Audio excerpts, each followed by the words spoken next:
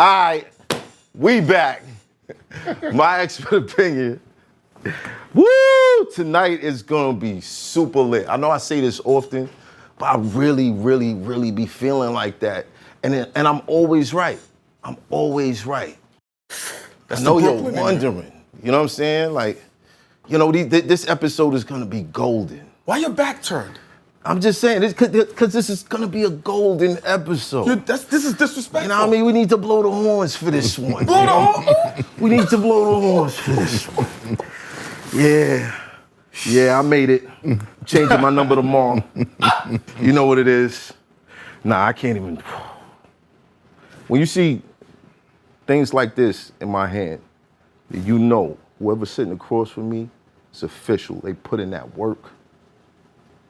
Legendary shit in the game. When I say legendary shit, like, we gonna have a super debate right now because this man needs to be mentioned. Where whoever you think is at the top, he's right there. Say his name. Not yet. HYNAKEN. You ready for this? Oh yeah, it's disco season. MECC. Keep the chi going.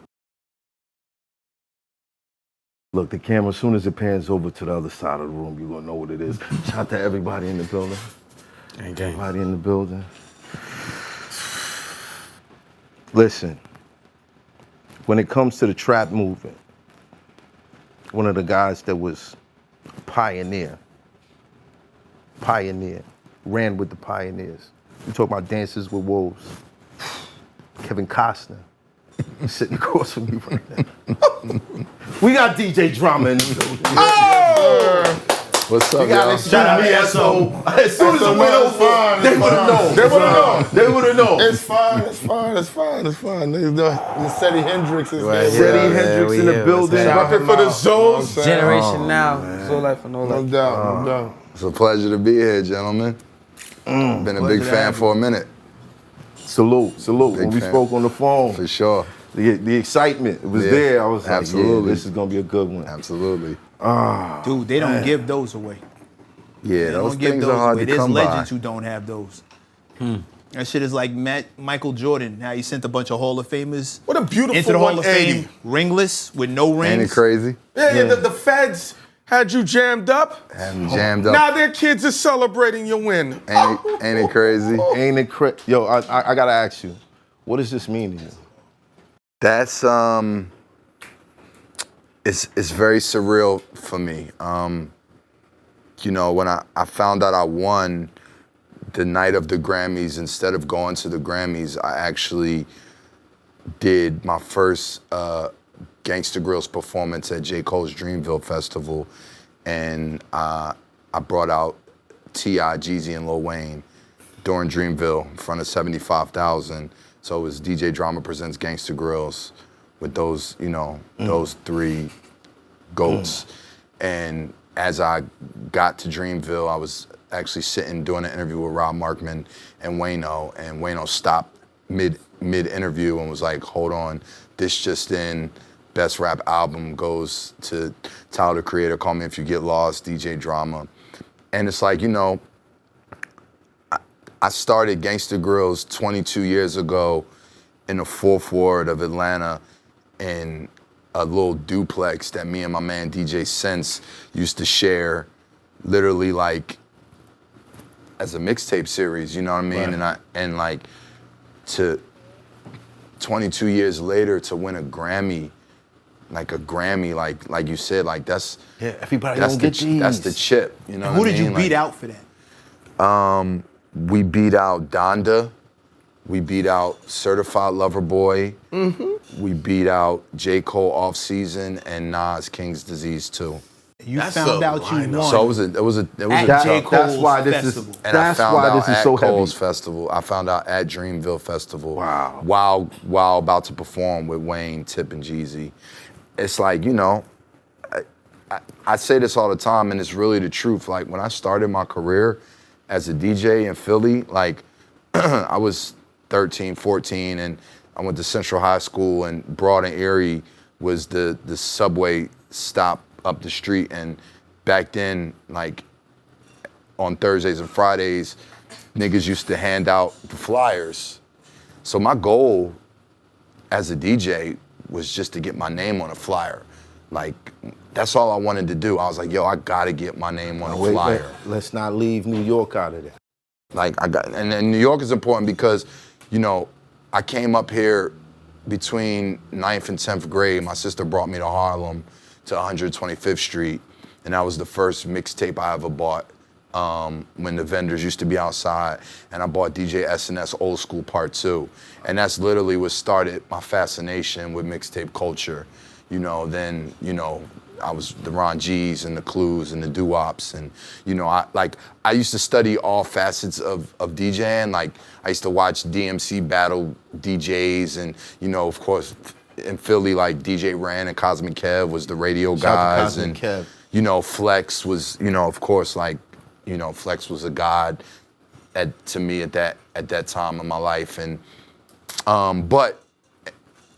you know, party DJs as well. But it was always something about the mixtape DJ, like, you know, hearing Clue come out of cars, or like, you know, the mixtape DJ just always seemed larger than life to me. You know what I mean? More than other facets of DJ culture. So that was my fascination. You know, I literally made my first mixtape after listening to Doo-Wop 95 Live, and I made a tape called Illadelph, and, you know, I had Black Thought, I had Bahamadia, I had, rest in peace, my brother Malik B. You know, there was this group in Philly called 100X, and I literally just bit off Doo-Wop and just did a Philly version of 95 Live, and I had them like come freestyle on the tape and everything. So, you know, like, one thing about me, you know, even, and it's interesting you say like Kevin Costner, because, you know, I look at my career, I feel like Martin Scorsese or John Singleton in a lot of ways, because, like, you know, when I was making mixtapes, I used to hustle on myself. So I would have, like, you know, I was like, you know, I come from like backpack rap. Like, right. I used to DJ Lyricist Lounge, and my nigga Rubik's, you know, his brother was Top Lib Kweli. Like, so I was cool with Black Star early on. Like, you know, was growing up listening to Tribe and Smith and Wesson. But when I was making mixtapes, you know, I used to have like a neo soul tape. I would have like a up north hip hop tape. I would have a reggae tape. Automatic Relaxation. Automatic Relaxation. That was and this was like at a time, I called it Hip Hop Lovables, and this was at a time before, you know, niggas was really making like real hip hop love songs. Like, you know, we had like LL and certain things, but when I made that tape, it was even before the neo soul renaissance era. I'm talking about like 97, 98. So again, like, you know, I made my first South tape probably like 98. It was called Jim Crow Laws. It was called Jim Crow Laws. Yeah. Then I made a tape called How the South Was Won. And then in 2000, that's when I kind of came up with Gangsta Grills. And I literally was at the crib, I needed a new name for the new South series. And I was playing with words. Look, we're not gonna let you rush through this. Yeah, Okay. because And you holding that drink a little too long. yeah, well, I thought we because was on How the toast. South Was Won was where I wanted to stop him at, because you a Philly dude, right? And you What was adopted your- the South. What was your strategy to win? Because although you was in school there, You want, Michaela, you want to grab that? Yeah.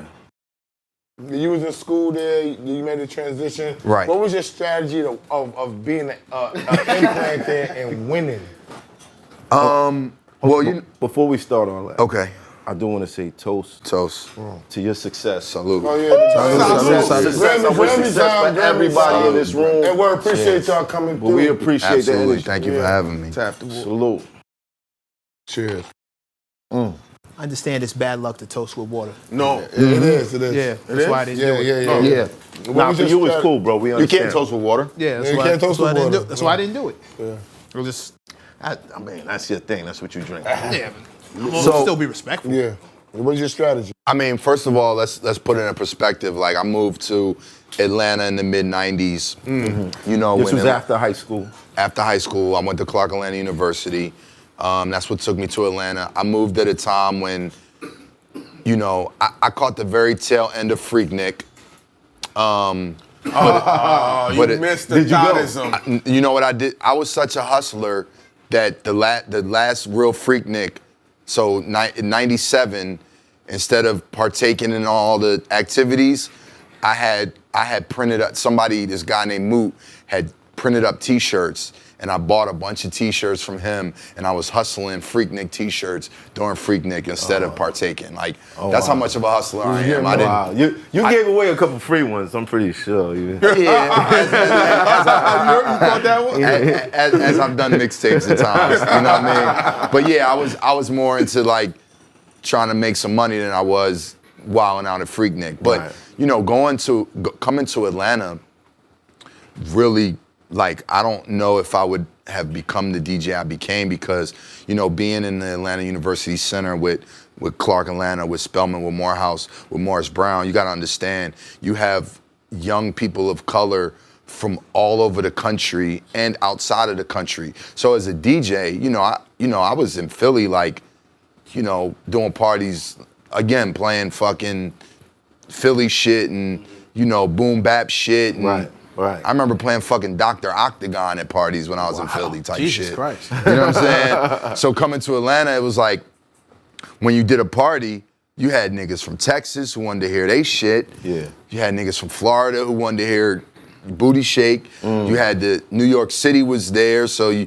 had to play some tri-state shit. DC was there, so you had to get your go-go together. Yeah. California wanted to hear they shit. Wow. You know what I mean? How about reggae? Did you play reggae Yeah, too? I used to do all reggae parties. Shout to Walshy Fire, who's part of Word. Major Lazer. He was my RA when I got to Clark Atlanta. We came up together. He was a reggae DJ at Yeah, Clark at the dreads. same time. Yeah, I used to have long Yeah, dreads. that was at dreads. Real Yeah, when I came to school, they call me Jamal from House Party. House Party 2. That's what they used to call crazy, me. right? Yeah, that's what they used to call I've me. never seen a picture of you with dreads. Yeah, I had them shits was long as fuck. I had long dreads, like, and I was always Yeah, I like, had braids down I'm here. about to say maybe Mav had braids at one time. did. You didn't see the I picture? did. It was down here. No, I Yeah. saw him with hair on before. Nah, he had the posted it. I braids. never saw braids. He posted it on Twitter. You left the community, Oh, bro. Twitter. Oh. You saw he left the couldn't make it, community. bro. Definitely left the community. You could have stuck with us, bro, nigga. I wanted to. It was, They make hats your size. It You was coulda stuck time. with It us. was time. You You say know, it was time I used to to come wear. home. I used to wear my shits up in crowns and everything. Like, yeah, man. Like, I'm really from the cloth. You sound like You ever John. got stuck in the sink? Huh? You ever got stuck in the sink? With my hair? Yeah.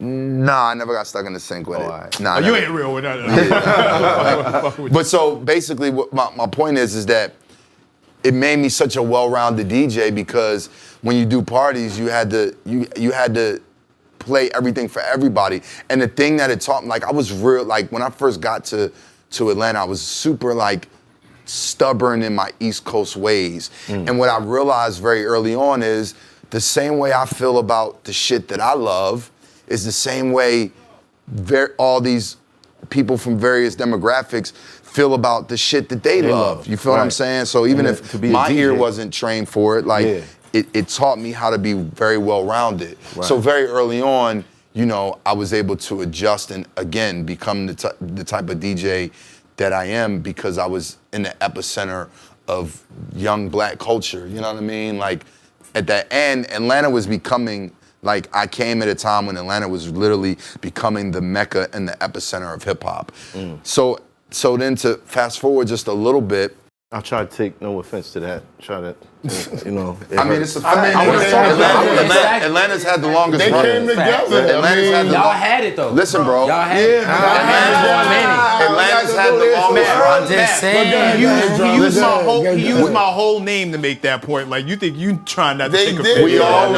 We all know that New York City is where hip hop is birthed. Started. Right. Originally. When it comes down to runs, no one has had the type of run that Atlanta has had. It is the longest dominated run in hip hop. Over the West Coast, over New York, like, it's just a fact. When do you, because to me, it started in '03 when Little John was pumping that album. That's why when Little John's voice on the Gangsta Grills, the unisys coming, because I moved down south in '03. I take it, I'll go back. To me, that's when it took over. Nah, I He take gonna it. go to 99. I'm gonna take it to '96 when can't Outkast say that. put out ATLians. Like, 96? I was born and I that mean, year. if we're talking I about was the born South that too, we gotta talk, like, there's Atlanta and then there's the South because y'all gotta think about the fact Miami, that, or the run that Cash Master P Money. had. Here's I the know you question. Like, Cash Master P Money, was Master dominating. P. Like, Master P was dominating in 97, 98. But Like, Atlanta it was became crazy. It's global kind of to me. unfair because Atlanta's considered South. It is the South. Yeah, it's the South. Masterpiece from New Orleans. Masterpiece. look at it, bro, So like- yeah, so It's I'm, more I'm South saying than it's South. South. That's No, no, no. But We here's can, the thing about we can say Atlanta. the South we can say the South got on the map at this time versus Atlanta began their run at. First of Right. all, So where do you we separate? got to talk about So Def. We got to talk about LaFace. True. Like when they first, well, they were, when they were first, competing with Bad Boy at the time. And they wasn't, absolutely. But They the weren't the taking, other- they hadn't taken over. But the other thing about Atlanta, y'all got to understand is even outside of just the artists, Atlanta became the space where whether it was writers, whether it was producers, whether it was studios, like A lot of there people- was Baby Hollywood. There was culture. so Everything. much going lot on, of culture. even Lot of behind the culture. scenes within the culture that was coming from Atlanta. To me, 03 is when it became global. I can agree with you there because 03. Once that Little John- Outkast put out like Stankonia. Stankonia. Little John came with Crunk, like, Yeah. and it was like, And then your it was tapes it was came super in. dominating. Like, I was like, I think Yo. the emergence of T.I. changed it around because That's you the had same time frame. Because you had cash money. I'm just saying because you had cash money. Tip is but you had people like but Tip put out was Tip the- put out 24s in 03. Tip was That the was lyric. 03, Tip was the 24. lyricist. I Yes. think that the South needed, and when For Tip sure. came He along, appealed to New York. Yeah, Tip. Yeah. Well, Outkast was I the was about to say, lyricist. Outkast had, Outkast he already had the respect. They were for the New York. album that was- Outkast real was lyrics. the ones That was that how brought he real did what he lyricism. did. Not in the way that T.I. did. Yeah, because Tip touched the streets. That's the urban. Rubber Yeah. Band Touch the Man streets, was- though. Yeah, yeah. Out Tip, of here, we love Spinning. what? We love that. Tip We touched loved the it. streets. Yeah. Absolutely. Street. And then Anything Tip was Tip put out, Tip we was fucking fucking with Dipset early on. Like him Yeah. and L. Jewels was doing records So that early. combination with you and him, So- I was like, whoo. So even just to take it back, so just to put it in perspective, so all this was going on, right? But at the same time, like I was literally, being a student of the game and being from up north, like I was a mixtape guy from Philly who came up on Clue and Tony Touch and Doo-Wop and Flex and Slay and Rest in Peace and and so many, like I was listening to more East Coast mixtapes than I was like South. And at the time, like there was Edward J, there was DJ Smurf, who later became College Park. He was doing mixtapes, and then Big Oomp Camp. And they really dominated they had the mixtape game on smash. Like them niggas, Big Oomp had stores all across Atlanta. Like they had it on smash. I basically, the way I was able to take over or to make my stamp is I literally just took a up north approach and applied it to Southern music. So when I was doing Gangsta Grills, like people would tell me early on, like, yo, listen, like in the South, they don't want to hear you talking over records. They don't want to hear new music. Like they want to hear like, the hits, what they're used to, and you just playing the music. And I went totally against the grain. I started talking on my tapes. I was biting the shit out of Green Lantern and Who Kid. Like, without Green, there would be no Gangsta Grill drop. There would be no Cannon Green drop. Lantern. Like without Who Kid making the 8-page fold-outs. Like me and Cannon was going crazy. Like, yo, these niggas is like next level in the shit. So me linking up with Tip was like, oh, okay, here's an artist that I can literally, this is my 50 Cent. You know what I'm saying? You can take Like him what- anywhere. He can go anywhere. Like what Who Kid and 50 was doing, or what Green and M was doing, or what K Slay and and Dip Papoose. and Dipset, what Slay was doing. Like, okay, cool. Now I literally applied a up north formula to Southern music, and the shit took the fuck off.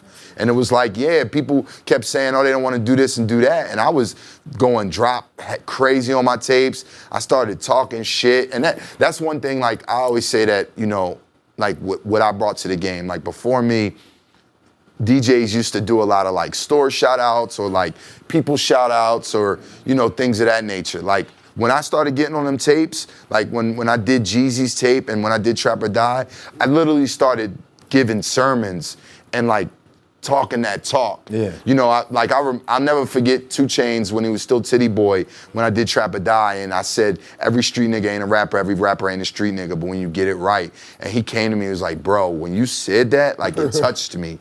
So that's one thing that I literally brought to the game was, and outside of me taking everybody else's formula, I took it from shout outs to literally talking that talk on the music. I was listening to the lyrics, I was listening to the songs, and I was, you know, making myself a part of the music instead of just like, shout out to so-and-so or this store, that store, you know what I mean? Like, I started really like adding on, and I became Like the ad lib. yeah, I You put became your a part of it. personality in it. 100%. Yeah. 100%. your I took my personality. personality What was and the put it. distribution like at that time? It was okay. I mean, early on, I did a lot of the shit. I was a one-man band. I was going to Kinko's, making my own covers, flirting with the girl at the counter, so I could, you know, make 300 color covers and only pay $20. Yeah, I've been there. You know what I'm saying? Yeah. I was. What, you remember her name? I don't. Did you take it down? For the extra discount. I went on a date with her. I don't think I ever smashed, but I did. You let Hey, yo, come on. This guy. Yo, we It's only talking gonna about. be right if he gets a bleed. We talking about 22 years ago. Like, you in a come on, relationship, I understand this. It's only Nah, gonna it be ain't right got if nothing to do with no relationship. Like, we can talk freely. It's been a lot in between those times. I can- yeah. I said, yo, can say nigga, he that. said it's been a lot. Jesus Christ. It's been a hell of a There's journey. been a lot of takedowns. What a time. It's been a hell of a journey. What a time What a time. to be alive. When niggas start cleaning their nails, you know what's up. You already know what's up. That's a clip right there, Ghost. But yeah, I was moving to myself like a lot. And I remember one time I wound up, when I did Gangsta Grill 6, it was hosted by Killer Mike and Bone Crusher. And I found the bootlegger spot where the Africans was at. And literally this was when Get Rich or Die Trying came out.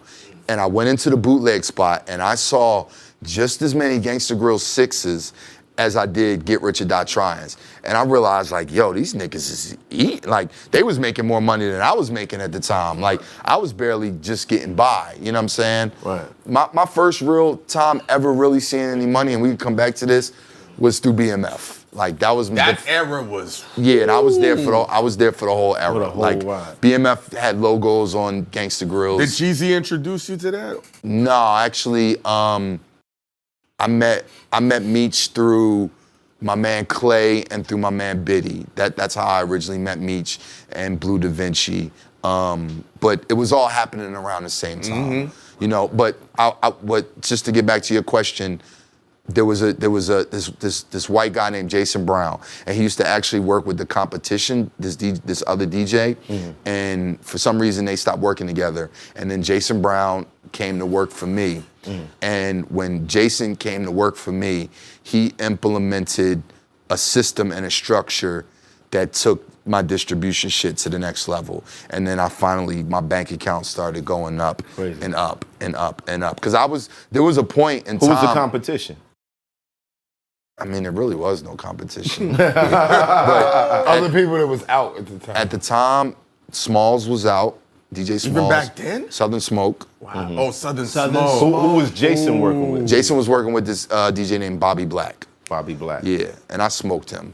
That's my man, though. Shout out to Bobby Yeah, Black. yeah, But right. yeah, I mean, That's my clearly. man, but I smoked him. Yeah, I Southern smoked. Smoke was a good series. No, Like, Smothered. That's some battle rap shit. I was about to love that say. shit. No, Yeah. so- that was a good Oh, series. no, Smoke was I'm a different. very competitive person. Like, it's rap. Like when we get on the court, when we off the court, we friends all day. But Right. when we get on the court, I'm gonna bust your ass. You know what I'm saying? Like, that's how I look at Competition without malice. I look at it, you know. But so yeah, Jason came to work for me, and then, you know, because there was a period of time even after Gangsta Grill started that like shit wasn't really panning out. You know, we hadn't started the affiliates yet. We was part of this other group called the Super Friends, and I was like, I wasn't my money was, you know. It was shaky. It was short, and I just said on Seti's tape on Can't Go, it's just true story. Like before this Gangsta Grill shit, like I was literally being able to pay my water bill. I had just had my first daughter,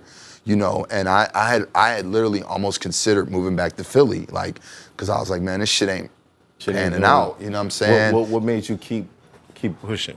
2 months. I mean, as I was thinking about it, literally, I swear within like we left the Super Friends.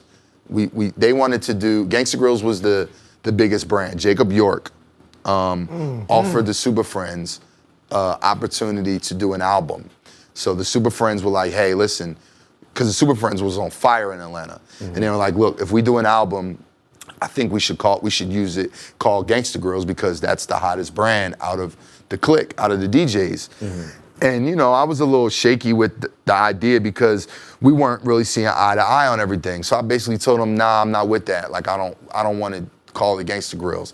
So they kicked me out of the Super Friends. So when did that mean that everybody's hand was gonna be in your pot? Or? Well, at the time I think Jacob offered the Super Friends like 50 grand to do an album. And it was like, yeah, we're gonna use Gangsta Grills. And I was like, that's my shit. I'm not cool with that. So they were like, basically like, and we're all good friends to this day. Like, shout to Mars, shout to DJ Trauma. Right. And that was a whole nother issue because it was a DJ named Trauma that and he was on fire and people used to get us confused. His mom name is Tyree, his name is Tyeri. Like, it was crazy. So, it was a point I was frustrated just in general. It was DJ Trauma, there was K Slay was calling himself the Drama King. I didn't know if I needed to change my name or what to do. And we wound up leaving the Super Friends, me, Cannon, and Sense. Shot my brother Ace McLeod, and he was like, "Yo, we don't need them. We can do our own shit." And he literally came up with the affiliates, the A for Atlanta, affiliates. We spelled it with the PH because we were all from Philly, and we started the affiliates. And our shit, like, we was the new kids on the block, and we was hot, and the energy shifted from the Super Friends to the affiliates, and next thing you know, was there any drama in between? Oh, for sure. Oh, yeah. What was the? Well, it was us versus them. So, even they added Bobby Black later on after we left. They needed a mixtape DJ, and we were taking little shots at each other on tapes and things of that nature, and it was definitely like. Did it ever get deep? Like, it never got to know like street shit. Like, we're DJs. I mean, my man DJ Sense is a little hothead, so he got into a couple rumbles, but outside of that, it was just competition. It was everybody was vying for the spot. And at the time they were the dark AG Entertainment. AG was fucking with them back then? Yeah, AG, they were his go-to guys. And then AG started to transition, and Cannon became his go-to guy, and Sense was doing a lot. I was, AG didn't really see me as the club guy, so he used to always give me like the open up slot, you know what I'm saying? And then, but I became that nigga, like, in the streets, like, as everybody else was, focused on parties and radio and all that shit, like, I was like, look, I'm gonna make my own name, like, I'm on these mixtapes, like, this is what's gonna get me to the point I needed to do, and you look up, and I was the hottest. Like, next thing you know, Gangsta Grills was. You couldn't drive nowhere in Atlanta and not hear my brand and not hear a DJ Drama mixtape. What was that feeling like? It was amazing. When you realized you were number one, because I know this kind of like, for everyone, it doesn't really hit them because you get into a motion of like, I'm just moving, and then you look up one day and it's like, oh shit, I'm the hottest thing out here. Did it hit you? Did you get to celebrate, or was it like still more work to do? I mean, I've had that feeling at various times in my career.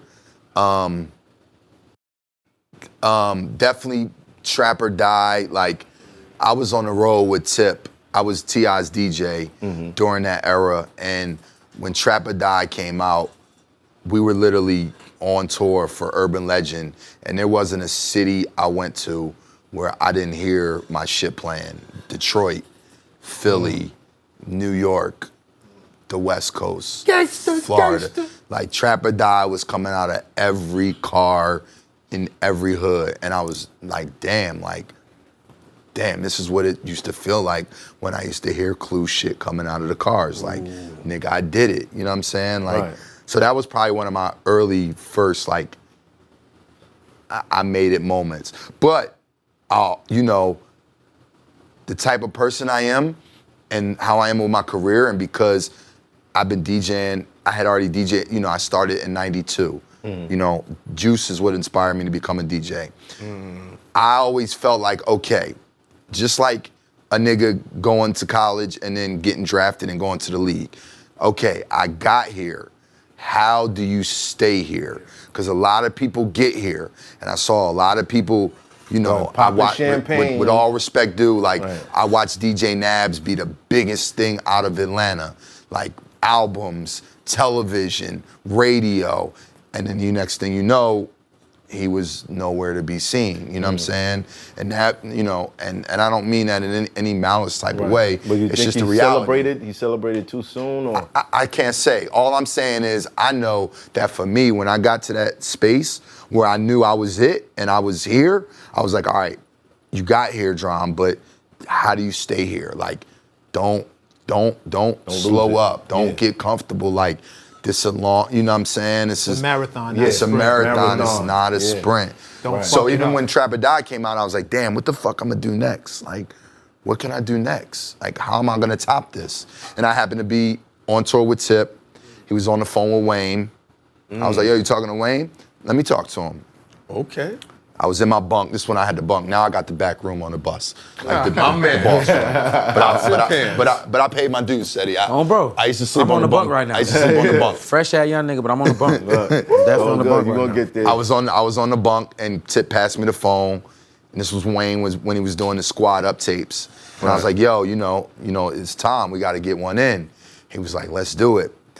And literally, like, it's so amazing when I think about it. Like, bro, when I named it Dedication, like, That was the illest shit. It just came out of nowhere. One of the That was the- legendary like, series of all time. like, it just- for me, that's the one for me. Yeah. No, I always argue. Well, I was about to say, that's better than Trap or Trap. Die or That's better than Dedication Trap or 2? Die. Dedication, Dedication 2 2. and Trap or Tripping. Die. Which one is better? Dedication 2. Tripping. Dedication Trap or Die. 2. Dedication Trap 2, or Die, bro. Me is Trap or Trap or Die. Die. You was Trap or I just Die. said For that. me, it's Dedication 2. Dedication. Because I was there for that. Dedication Trap- 2. I love yo. But I love Dedication I 2. love Wayne. We all You know what I'm do. saying? Right. We all No, do. those, And you know, and those tapes made me love. No, Dedication, because of the system of mixtapes, like Wayne had put out the Carter, Yeah. so he was coming into becoming into the best rapper alive. But Dedication The series. was all over Canal Street. So all the East Coast really picked up on Wayne because from of that. Dedication. That's what- when, See what I'm That saying? was when New York started to like. Yeah. Exactly. You know, It's now was that, because- was that what you before? think Was that? I just want to ask something. Was that before Touch It or Not with Cameron? It might have been around the same time. No, that was a little bit after. It was after. That was a Touch It or little bit Not was after. Well, Touch It But or Touch Not It or might Not- have been out around Dedication 2. Dedication Okay. 1 Yeah, it's- came out before it Touch It blends. or Not. But it was around the That same era. dedication Okay. is what made people look at Wayne as a lyricist. 100%. Yes, Right. we did. because the production. That's why I That like Shit they dedication. did- it was shit that we was That's why I like like this. You know how many Dedication too. New I York like rappers were Dedication 1 and snatching up 2. those cans and be like, yo, I need to rhyme on this. I like them both. Hearing him on that shit was like, oh shit. It was different. And watching him. Yo, come it's- down. And by the way, I didn't know.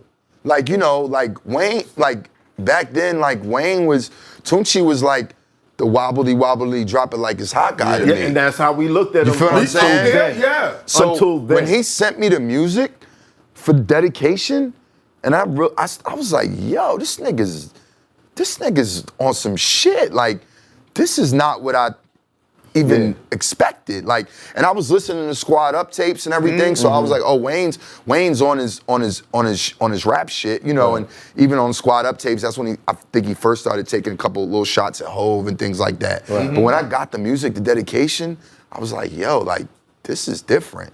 And the culmination of the title, of the cover, of the artwork. The artwork The was artwork? Like, the artwork was You dumb. fucked the whole No, game no, up. the artwork was dumb. Shout out to Rob Petrozzo, like he's a genius when it came to the artwork. The artwork for Dedication, the time, and by the way, I named it Dedication even before Katrina.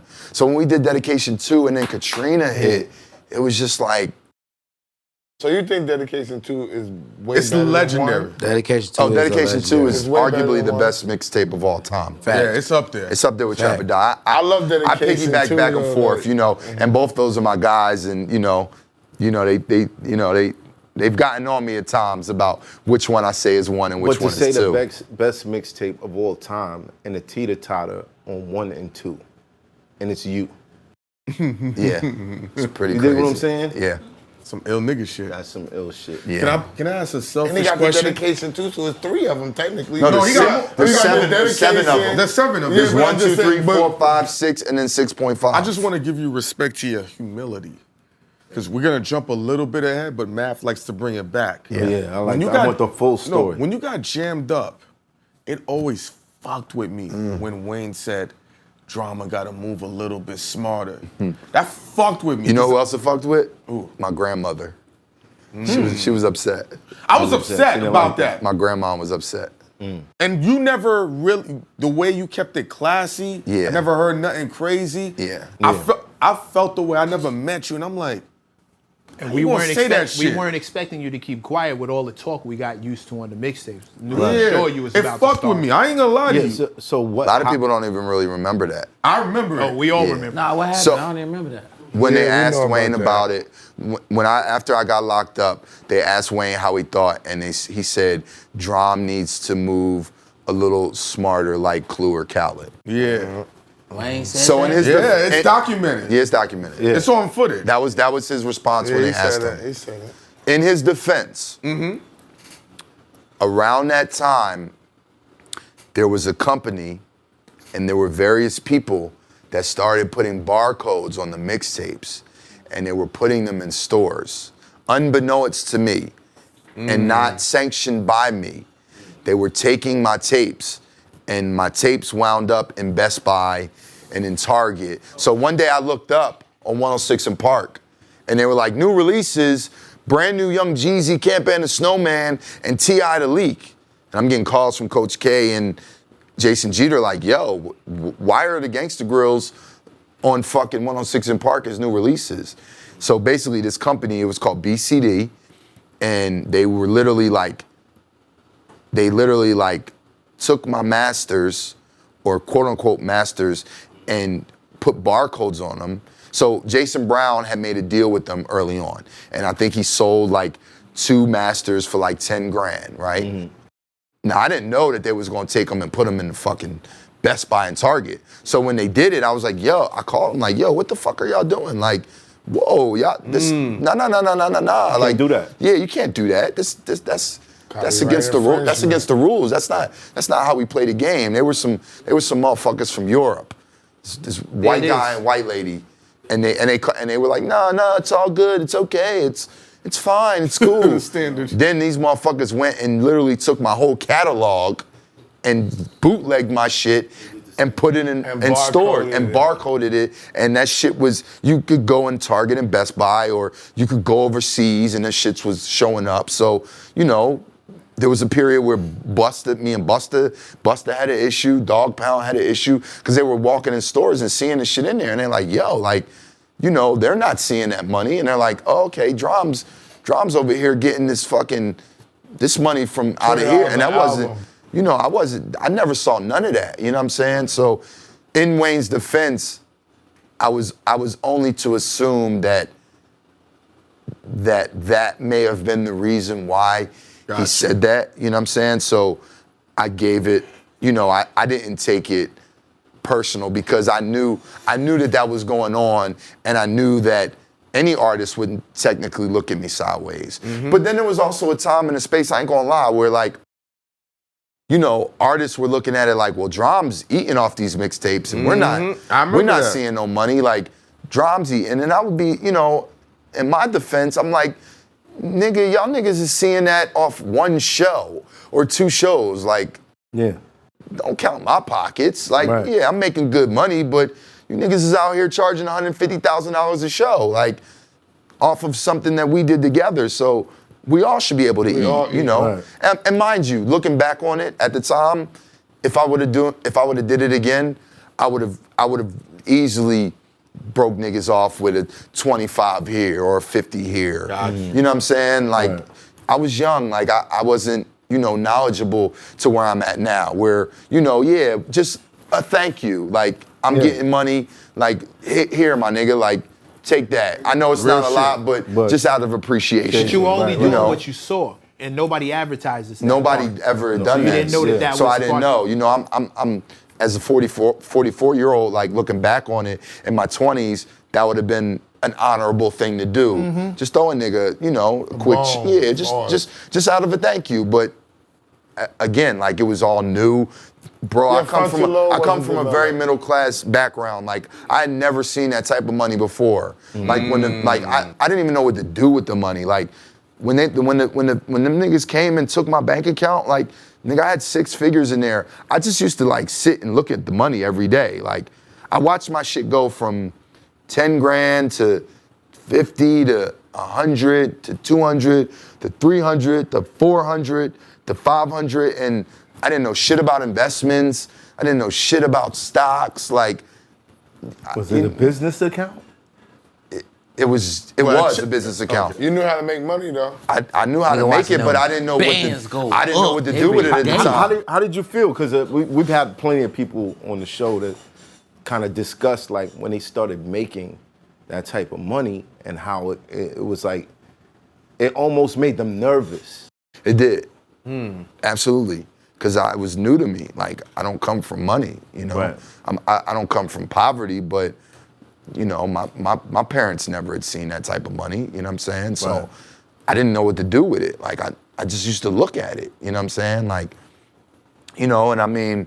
Did you have a fear of it ending? 'Cause some people don't No, spend. and the crazy shit is it did, because they took all the shit from me. Right. And I had to like literally start from scratch. I mean, I had cash on the side, but the bank account they took, like, and I didn't even know about the RICO.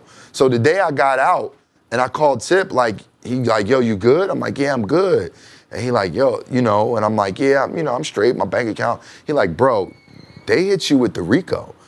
You need to go check your bank account. I went online, went to Bank of America, that shit said 0.00. Yo, I broke down in tears, my nigga.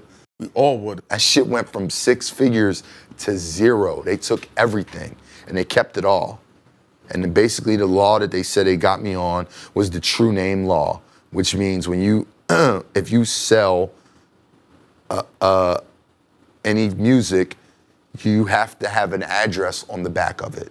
So if you remember CDs back in the day, like from the labels, they all had, Glacier Boulevard. they would all have the California, labels. Santa Monica. They would all have the label's whatever. address. You know, I had it was black covers, so I didn't know to put an address on the back of it. So that was what they got me on. That's how they janked your bank an account. address. They No kept idea. everything. Their lawyers I are could some never ill figure that niggas. out. Address. They said the true name law. And I didn't have an address on the back of the CDs. I could never figure that out. That's how they kept my Were shit. you scared to restart after that? Seeing 0-0, you had some I wasn't. cash? You know what? And thankfully I had motivational people around me, and them niggas made me more famous than I ever was. Like, I remember the Super Bowl that year was in Miami, and like, people knew who DJ Drama was, like, if you was into hip hop. When I walked down Collins Ave, because literally this happened in January, Right. and then the Super Bowl was 2-3 weeks later. Everywhere. Like, bro, like, the type of attention I was getting, and, you know, it wasn't just niggas who was in the mixtapes. Like, everybody knew who I was. world.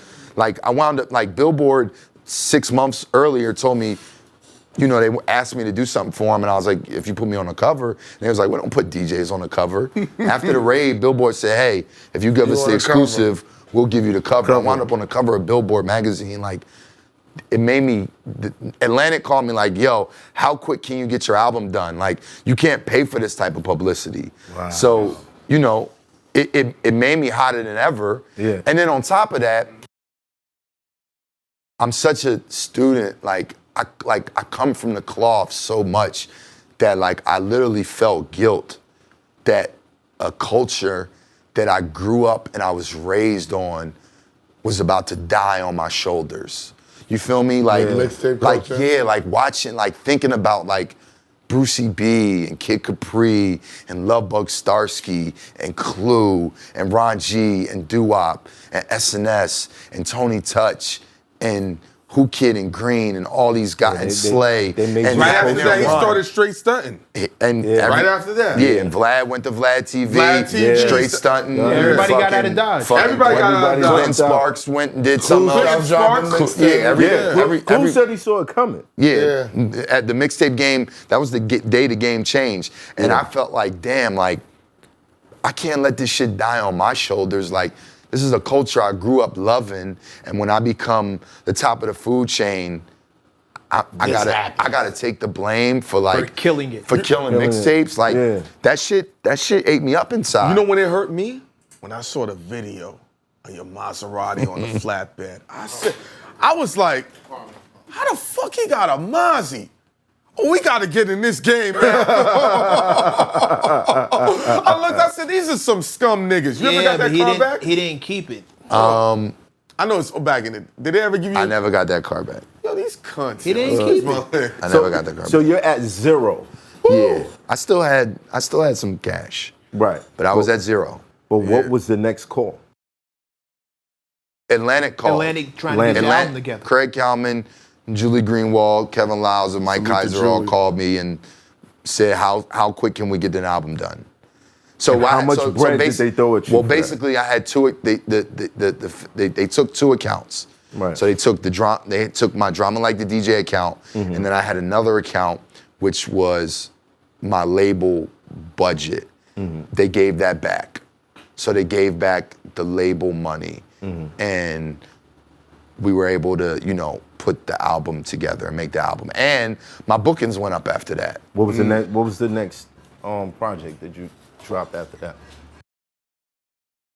The first, interestingly enough, I think the first tape I did after the raid, the last tape I did before the raid was Jim Jones' 7-Day Theory. That was the last tape I did, because that was what I was in the Mozzie listening to. But the first tape I did, I think, was Briscoe, if I'm not mistaken. But the biggest tape that I did and then I did Gangsta Grill's 16. I did Gangsta Grill's 16, which was just just to show that I was not giving up on mixtapes. Right. And I put that out. Then I did 17, like preliminary before the album. But the biggest tape probably after the raid was Dedication 3. Like, I think that was the one. And we did that in 08 because I say on that tape, yo, this is y'all remember, this will be the first mixtape you listen to when we had a black president. So literally that tape had to come out November 08 or something like that. How long did it take to get the money back? 2008 for sure. Make the money back, I should say. They didn't give it back to you. It took me a couple years. I mean, I was able to still see money. I mean, I was getting money from the label for my albums. I was doing a lot of gigs. I had got off the road with T.I. I stopped DJing for him around that era, which was, kind of happened. It really wasn't like I chose to. He was kind of distanced. Well, what happened was me and Jeezy were going through our situation. Yeah. Right. And then Tip chose to, listen, I'm gonna go this direction. And it is what it is. We're all brothers to this day. So, right. And at the time there was somebody on my team that was a little reckless, and so I ain't even gonna say his name, but Gotta ask. he added fuel to the fire at the time. And so I understood the decision. But it also, I was making what? $1,250, $1,500 as Tip's DJ. And then when I started my own gigs, I started to be able to charge $5, $75s, 10 grands. And, I started to I was booked all the time. I was working every Thursday, Friday, Saturday, Sunday, so. Now, the only thing that made me ask, I know people who, I've known rappers who lost their rap book and never rapped again. You lost a whole bank account. I can see a lot of people just, okay, that's enough. This obviously wasn't meant for me.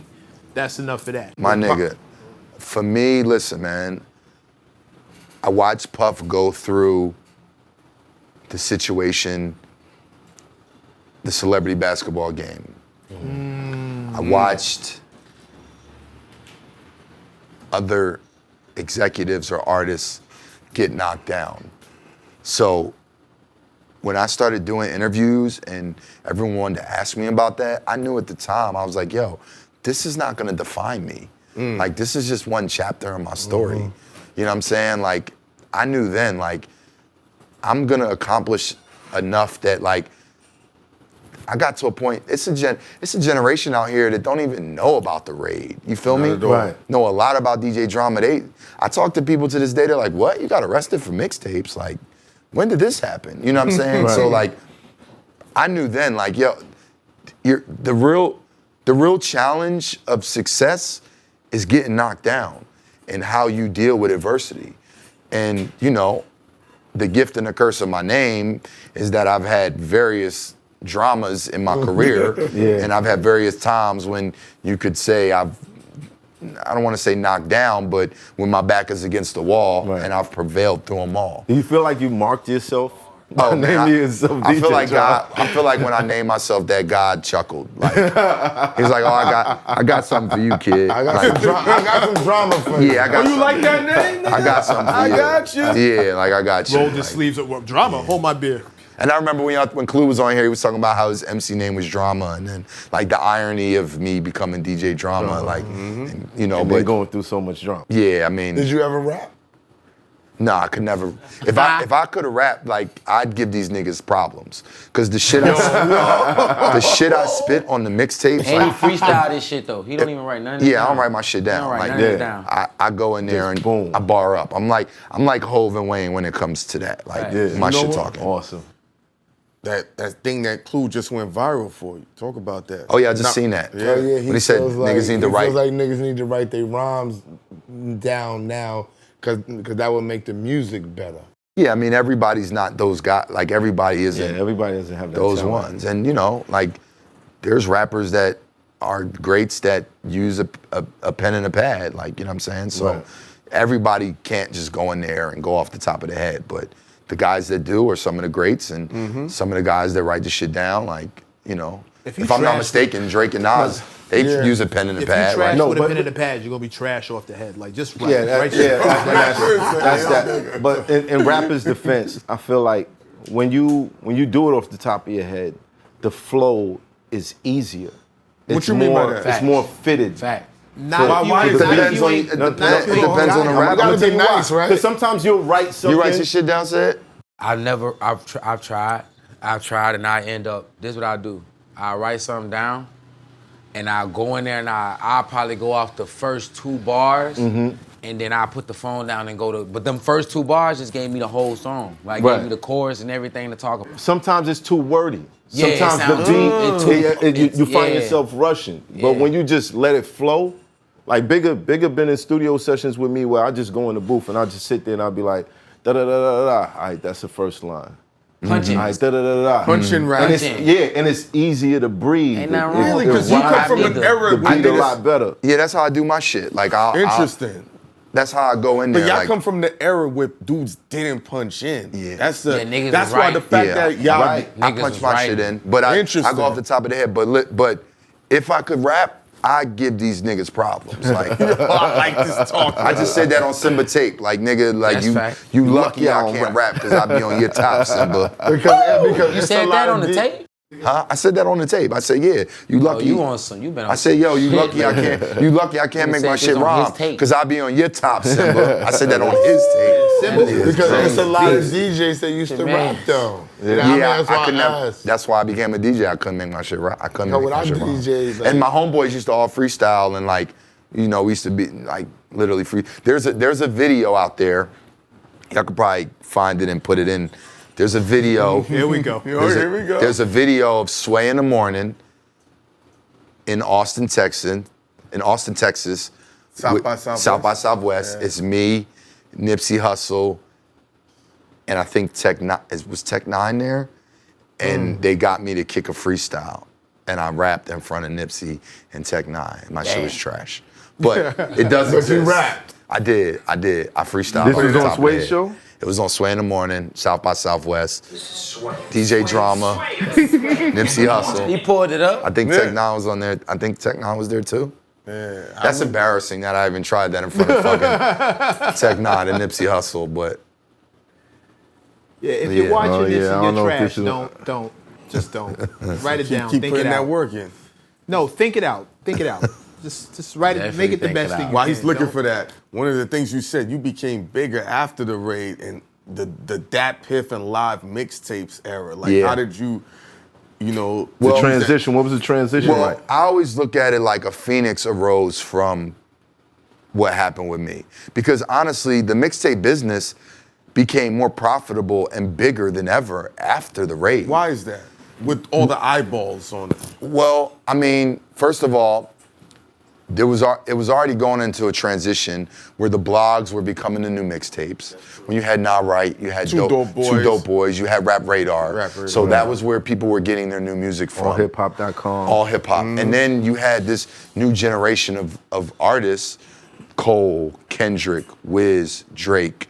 Who am I forgetting? There's so many that came out. That were all Big Sean, that all started putting out mixtapes without DJs, but they were still their mixtapes. Right. So then here's this new school of artists that then became, who are our GOATs today. Right. That started putting out projects on their own after the raid, and were coming up and becoming those guys. And then, like during But they were like albums. they were doing like albums, but but they were still it mixtapes. was a lot of original and then, music. And then it became a space where it literally went back for promotional use. Because then through social medias, through Twitter, like I remember putting send space links up on Twitter of mixtapes and just giving them away. Like in my early era, in the early 2000s, we looked at that Piff like the enemy because they were giving away free downloads. And we're like, yo, y'all fucking our shit up. You know what I'm saying? But then it became a time where live mixtapes and Dat Piff were, they started to reach out to me and say, hey, listen, man, like we want to do business with you. So So they would offer you. I started out with live mixtapes. Right. They started giving me checks. What was that bag like? The live mixtapes bag was cool. Shout to Techniques, Coach Tech, who manages 2 Chainz. He did the first introduction to me for live mixtapes. Mm-hmm.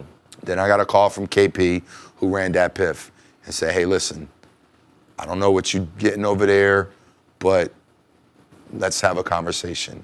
Right. And I went to that, and then I wound up going over to Dat Piff. And what was that bag like? Incredible. It was incredible. He told us a number. KP, Kawan. What was the number? Kawan Prince. No, not Kawan Prather. Not that KP. I had That's a a meeting different with him. KP. Different KP. I thought from that's like KP.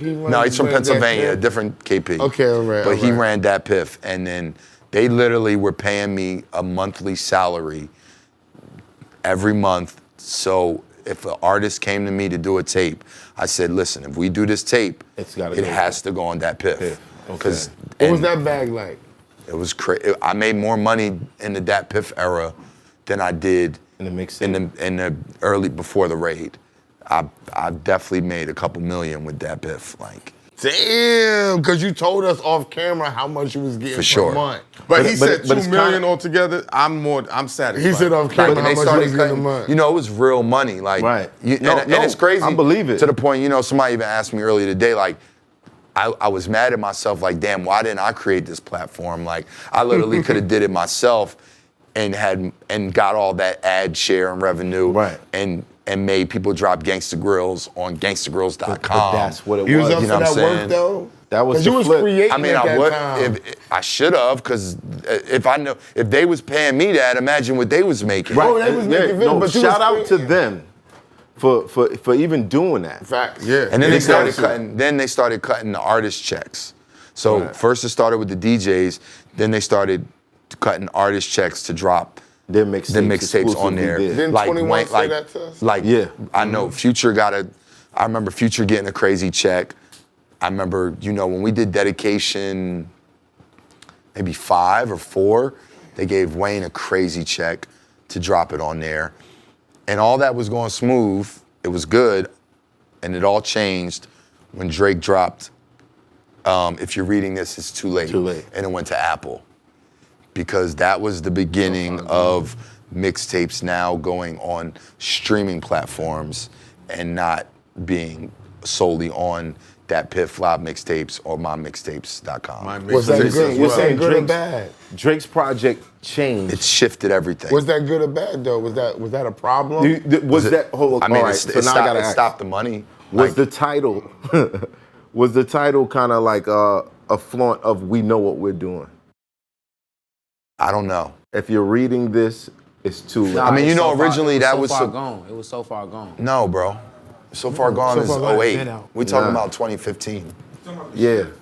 I'm The talking shift yeah. from being on Dat Piff and the I mean, platform. Because people weren't Drake- putting mixtapes Drake on plays- streaming platforms. Yeah. They were going straight to Dat Piff. Drake plays chess, not checkers, so Yeah. he's a, you know, him and his team, they're very calculated, so I wouldn't be surprised. was But there were terrible. talks, and you know, we had talked earlier, months prior, about that project being a Gangsta Grills. You know, like Wow. Drake had reached. So when that it came out like 2015, I think, if I'm not mistaken.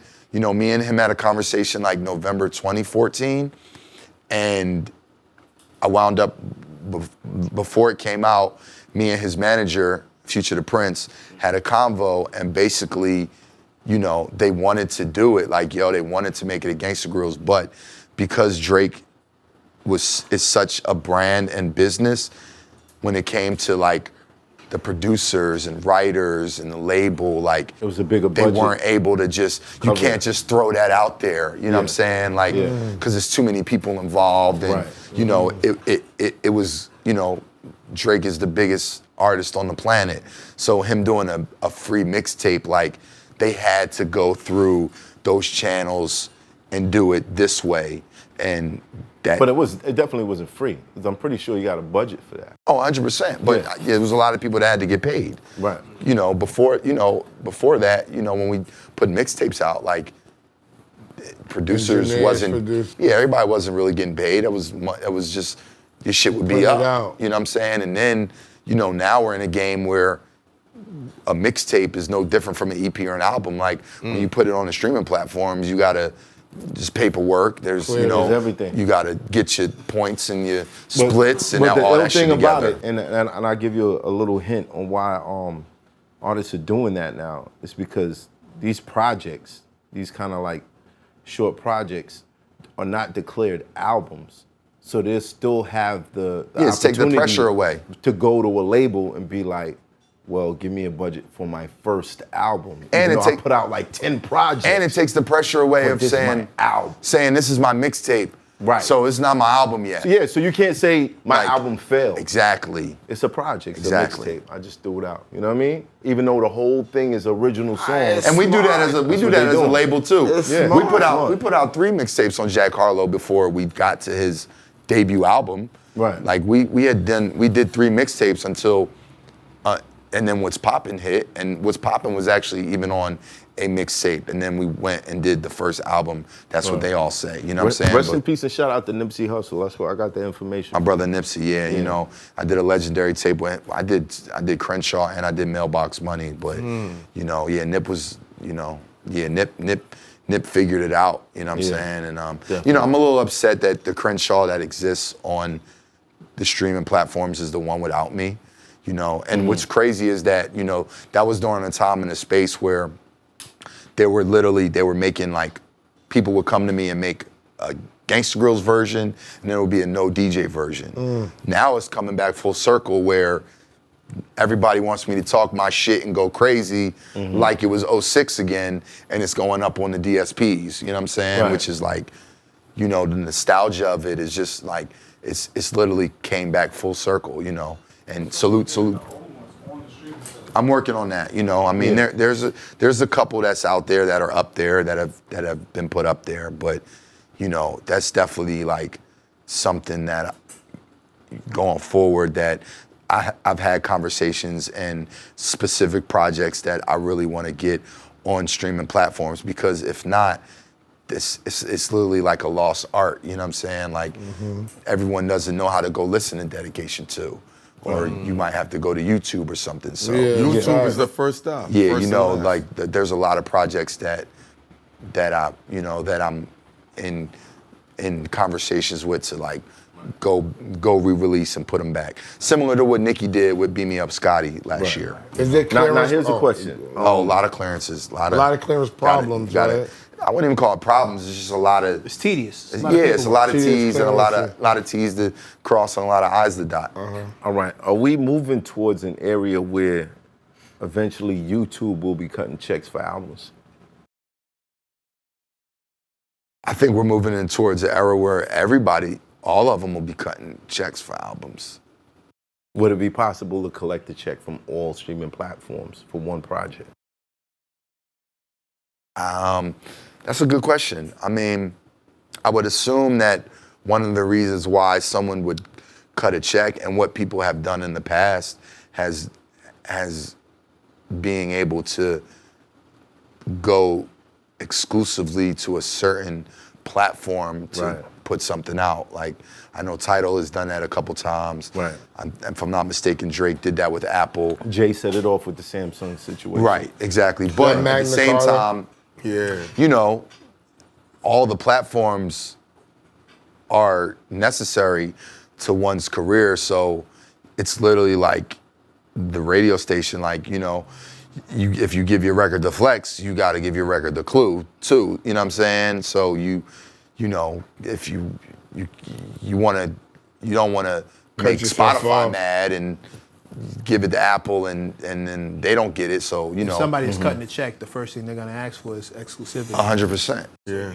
For a certain amount of time, though. For a certain amount of time. But that's still. It depends. But still, though. But the other platform isn't going to cut you a check after you gave exclusivity to the other platform. But I'm sure if they're not you're going to cut hot you a enough, check. if you're hot enough, it's more of a don't leave us out check. I want you on my platform. Because we're going to get it anyway. Like, once you put it up, we're going to get it. It's just a matter of if I'm not mistaken, the most exclusivity that somebody has gotten is like 24 hours. 24 hours, right. That's what happened A when day tops. When I was dropping content, World Star and what was it? Remember that era on Smash? They hit me. They're like, "Yo, if you send it here, we need it for 24 hours before you send it out." Did they give you a check for it? No, I was like, "We're not doing that. You got to pay us." As a publicist, one of the main things you would do with an artist was I'm premiering the video with you. Right. They say, like okay, Vivo. It's exclusive here. Like Vivo used to do that. Right. It's exclusive here I for remember 24 a time hours. when I was putting out records and the label was trying to convince me to give Vivo the exclusive, and me being like an older nigga, I wanted to jam of the week on BET. So I wanted I wanted to give BET the exclusive, and they were trying to convince me like, yo, these kids aren't watching BET jams. Like they're not. Yeah, they're on their phone. Like, we're in studios and BET jams is on, and you get hyped to see a video on television, but these kids they're not watching that shit no more. They're on their phones. Like, that's where they're watching everything. Right. When was that convo? What year was that? If you vaguely remember. 2017, 13, 14. Wow. Yeah. Earlier. Yeah, 2013, 2014, Okay, so 2015. But I want to take it back. What happened with you? Was that was in connection with the whole BMF situation? No. Did you feel like there was a possibility that they were like, he's connected somehow, let's go after him? No, I didn't. Not at all. Nah, I mean, when their situation happened mid-2006, my situation happened January 2007. Again. 6 months. I never thought about it. I don't think so. Not at all. Nah. But what was it like, that whole BMF era? You said I didn't. It was like nothing I've ever seen in my life. Like give us a tour. Yeah, because when you say nothing I've never seen in my life, it's like blank. I saw regular women be in the strip club and right there on the spot turn into strippers, like, because there was so much money on the floor. Like, All-Star Weekend 2003. That's Miami. No. No. The one in Atlanta. Atlanta. It was it was Atlanta, because that's when Atlanta, Get Rich or right. Die Trying first came out. And it leaked in it, and that's I'm what thinking everybody about was BET playing. Awards in Miami. All-Star Weekend 2003, BMF had all the cars on Peachtree, like 10 foreigns back to back to back. Traffic was insane. Right. Meech got out the car and said, yo, everybody, come on. We're walking to Magic City. Somebody said, what about the cars? Said, let them tow them, we'll go get them later. left all the foreigns. Use the toll service as valet. on And Peach you gotta Street. understand, these are Lambos. That's crazy. Hold on, these are toll. We're gonna get him later. Hold on, Just but like tipping the valet. These Yeah. is Go ahead, get 'em Lambos, later. Ferraris, Rolls Royce. My nigga, when they would Yeah. come to the Same club, color. they would come to the club 100 deep, everybody with BMF shirts, and everybody had a bottle of champagne. Everybody. Everybody. Yo, so, yeah. How is this possible?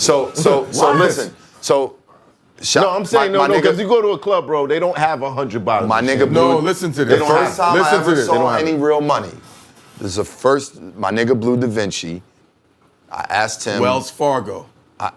You know what I'm talking about. I asked Blue to sponsor a Gangsta Grills. This is early Gangsta Grills. This is before they became like street albums, just to put their logo on. And he was like, yo, what you need? Like, what you need to, he was like, I was like, you know, like 8, you know what I'm saying? Like, you know. So he's like, all right, cool. He takes me to the crib. I'm thinking $800. This nigga gives me 8 racks. I'd never seen that much money in my life. At that point. At that point. That was the most money I ever seen at that point in my life. Mind you, this is like 2003. Right. I never, like, 8 racks at once. That shit sat in my closet for like a year and a half.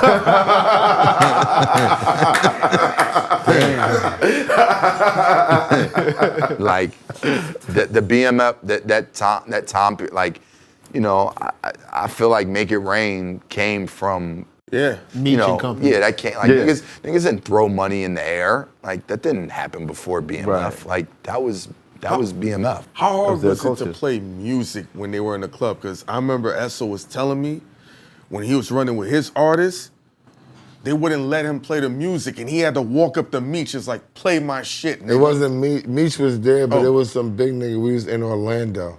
Orlando. We was in Orlando's Orlando tough. with DJ Nasty. Nasty and And we Pro was at Style. Pro Style and Nasty, and we went to the strip club with Nasty later That's an on. era. And we was with Universal. We was like, why you not playing the records? And they pointed over there like, yo, you gotta talk to the BMF niggas and ask Yo, them, that's and mad. ask them if we could play the record. And I was like, bro, like, I was at the radio station with you. What are you talking about? And I'ma shout out to Yummy. Me and Yummy walked through the crowd. Shout out to Tone Bird. That's how I met Meech I and think them. it's on. That's how I met Meech and them. Yeah. Tone Bird. I Yeah. met Meech and them on Mad Times. and Tone then- Bird, wow. Tone. Yeah, shout Yeah. out to Tone Bird. I just seen Tone and, too. and they gave You just took Nasty it the back. signal. Like, I'm a big ass nigga gave him the signal like, yo, it's okay. And I was like, I remember coming back and I math. was talking to Sylvia Rowan. I said, what the fuck is these BMF niggas doing that we gotta ask them if the DJ could play our fucking record, my nigga, in Orlando. I remember Cannon telling me how them niggas was just giving him a stack, on stack to just run a record back. Just and he would Just play like the, that, man. he would play the record just And they would buy all the 45 bottles. minutes straight.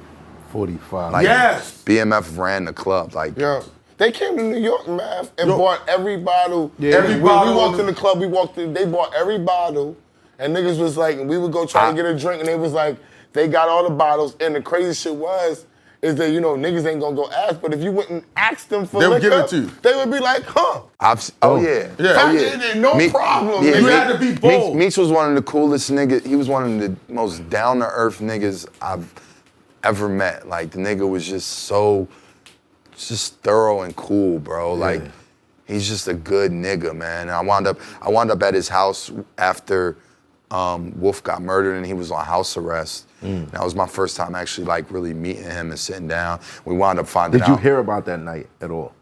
Yeah, I heard about it. Yeah, I was in the scene, so. You was in this. I mean, I wasn't there that night, but Okay. of course. What was it like hearing that? Like, I mean, I heard the story, as it was told, and the situation got Out of hand. situation took place in Club Chaos, and it was over a female, right. and from what I heard, Wolf, kind of like got escorted out of the club, and he waited outside, and Meech came out, and shots was fired back and forth. Right. And Meech got hit in the hit in the Meech- cheek. Yeah, Meech got hit in the cheek, and then he was put on house arrest, and Because of he beat it for self-defense. Right. But yeah, that was the first time I met him, like, during that time of house arrest. And we found out that me and his son, Lil Meech, we have the same birthday, so, you know, he was kind of hyped to hear that. And he told me, you know, Jeezy was the first person to really tell me, like, yo, Meech fucks with your shit. Like, Meech be driving through campus picking up Gangsta Grill CDs. So, like, when I met him, he was already like, bro, I love your shit. I've been listening to your shit. And I was like, you know, Jeezy, like, I had a Gangsta Grills party, and this was before me and Jeezy had did the first tape, Streets Is Watching, and then him and Coach took me out to lunch, and he was like, yo, I was at your party in the cut. Fab was at the party. I had Fab, Tip, Killer Mike, I think Bone Crusher, like hosting, like, on the flyer. But Jeezy was like, I was at the party. He was like, yo, I don't really think you know how much the streets fuck with you. Like, you know, because I was in the streets moving CDs, but I wasn't in the streets. You feel me? Right. So he literally was like, yeah, like, your shit is, like, in the streets, bro. And he was, you know, that's when he came to me with his idea and his, like, Jeezy was the first person to ever pay me for Gangsta Grills. He paid me $1,000, you know, to do the tape. He had his vision. He was like, look, you know, this is how I want to do it. This is my vision. This is my movement. And I was like, okay, you know. I didn't know, like, you know, at the time, you know, T.I. was the biggest thing out. Yeah. And then I made Streets Is Watching, and my man Jay from the Raw Report was driving by my block one day. I was with my dad, actually. My dad was in town, and he literally he said, yo, that Streets Is Watching, that's the best Gangsta Grills you've ever done. And I was like, word? Like, the new nigga? And, you know, when they was when they was promoting Streets Is Watching, you know, it wasn't new Jeezy, it was the new Gangsta Grills, because Gangsta Grills was a bigger brand than Jeezy was at the time. And on top of that, the shit got so hot, and that was the only place that the music was, so all the DJs had to play the music with my drops and my voice all over. I remember that. They was trying to rip your drops off. So when you go into the club, they was trying. When you went in the club, you had to hear Gangsta Grills, because the music didn't exist outside of me on it. Question. Wow. Did it hinder your relationship with Gucci? Because you was rocking with Jeezy? Because it fractured Atlanta when they both were going at it. Yeah. Was that an issue for you? Did it hinder your music process? It was really more of the other way around. Interesting. Me and Gucci didn't really have that much of a relationship in the early days. I was familiar with Gucci from the beginning off Black T. You know, there was the White T song, and then Gucci and some other rappers did Black T over. And I didn't even realize how big Gucci was until I got locked up. Because when that one day I spent in jail, I was in there and niggas found out it was me, and I'd be like, yo, who's y'all top 5? Like, you know, we started having rap talk. My man started surveying for the next tape. He started surveying for the next tape. Who's your top 5? I'm about to drop some fire when I get out of here. Atlantic Records. And all these niggas was saying Guwap. And I was like, yo, like, damn, this nigga Gucci is hot. Like, everybody that was locked up was saying Gucci. Wow. So, around that time, you know, me and Jeezy had our fallout, and then I went and worked with Gucci. And, you know, Gucci had been a fan of Gangsta Grills since its inception. And he was like, bro, I've always wanted a tape. What was the fallout over? Dumb shit, egos. We was young. We was both prideful. Just some dumb shit. Like, to be honest, like, nothing worth anything. Some shit you don't even want to talk about. It's water under the bridge. Like, but yeah, I did go that, you know, once me and him kind of like had that fallout, I went and started working with Gucci, and we did the movie, and that shit was fucking, became a classic. And then me and Gucci went on a run, you know, and it kind of like, you know, it in a way, it like worked in my favor, because I then became part of Gucci's rise, you know what I'm saying? And we did fucking 8, 9 tapes together. You know what I mean? We did the movie. We did Mr. Zone 6. We did the Burr Print. Oh, we the did Burr. we did the Cold War. Like A lot, but that's a lot of. How much time did y'all spend in the freaking studio? Oh, that nigga Gucci he was nonstop. That's all he did. Like y'all gotta think, Gucci's one of the greatest A&Rs in hip hop history. Like, Dog. Yeah. He's brought up so many young dudes in Atlanta, I mean, man. It doesn't even It don't make sense. Yeah. Migos, Thug, Metro, like Waka. It's so Waka, many. like OJ the Juice Man. Mike Will's first placement was on the Gangsta Grills, on Kill the Parking Lot. Like, so much shit came through Pee Wee Longway. His umbrella's crazy. Yeah, it's impeccable. Godfather umbrella. Nicki. Nicki. He can take credit. He can take credit for Oh, Nicki. wow. Yeah, like Wow. so like yeah, we start, you know, and there was a time we almost did a Gucci and Drake tape. Like the first time they ever got on the phone together, I had got them on the phone. This was after he came home, right? I think he was he locked up or was he out? I think he might have just came home. Yeah. He had just Yeah. came home. Yeah. And I put him on the phone and they talked about doing a tape together. So there's like 3 records on the Burr Print. No, not the Burr Print. The Cold War series that are like Gucci and Drake records that were for that project. But Yeah, I remember that. but yeah, the tape never happened, but it was close, you know. But yeah, so yeah, it definitely caught. You know, I mean, me and Jeezy, it's documented. Like we fell out and we wasn't fucking with each other. You know what I'm saying? And you know when me and Jeezy went to go patch things up. What brought that together?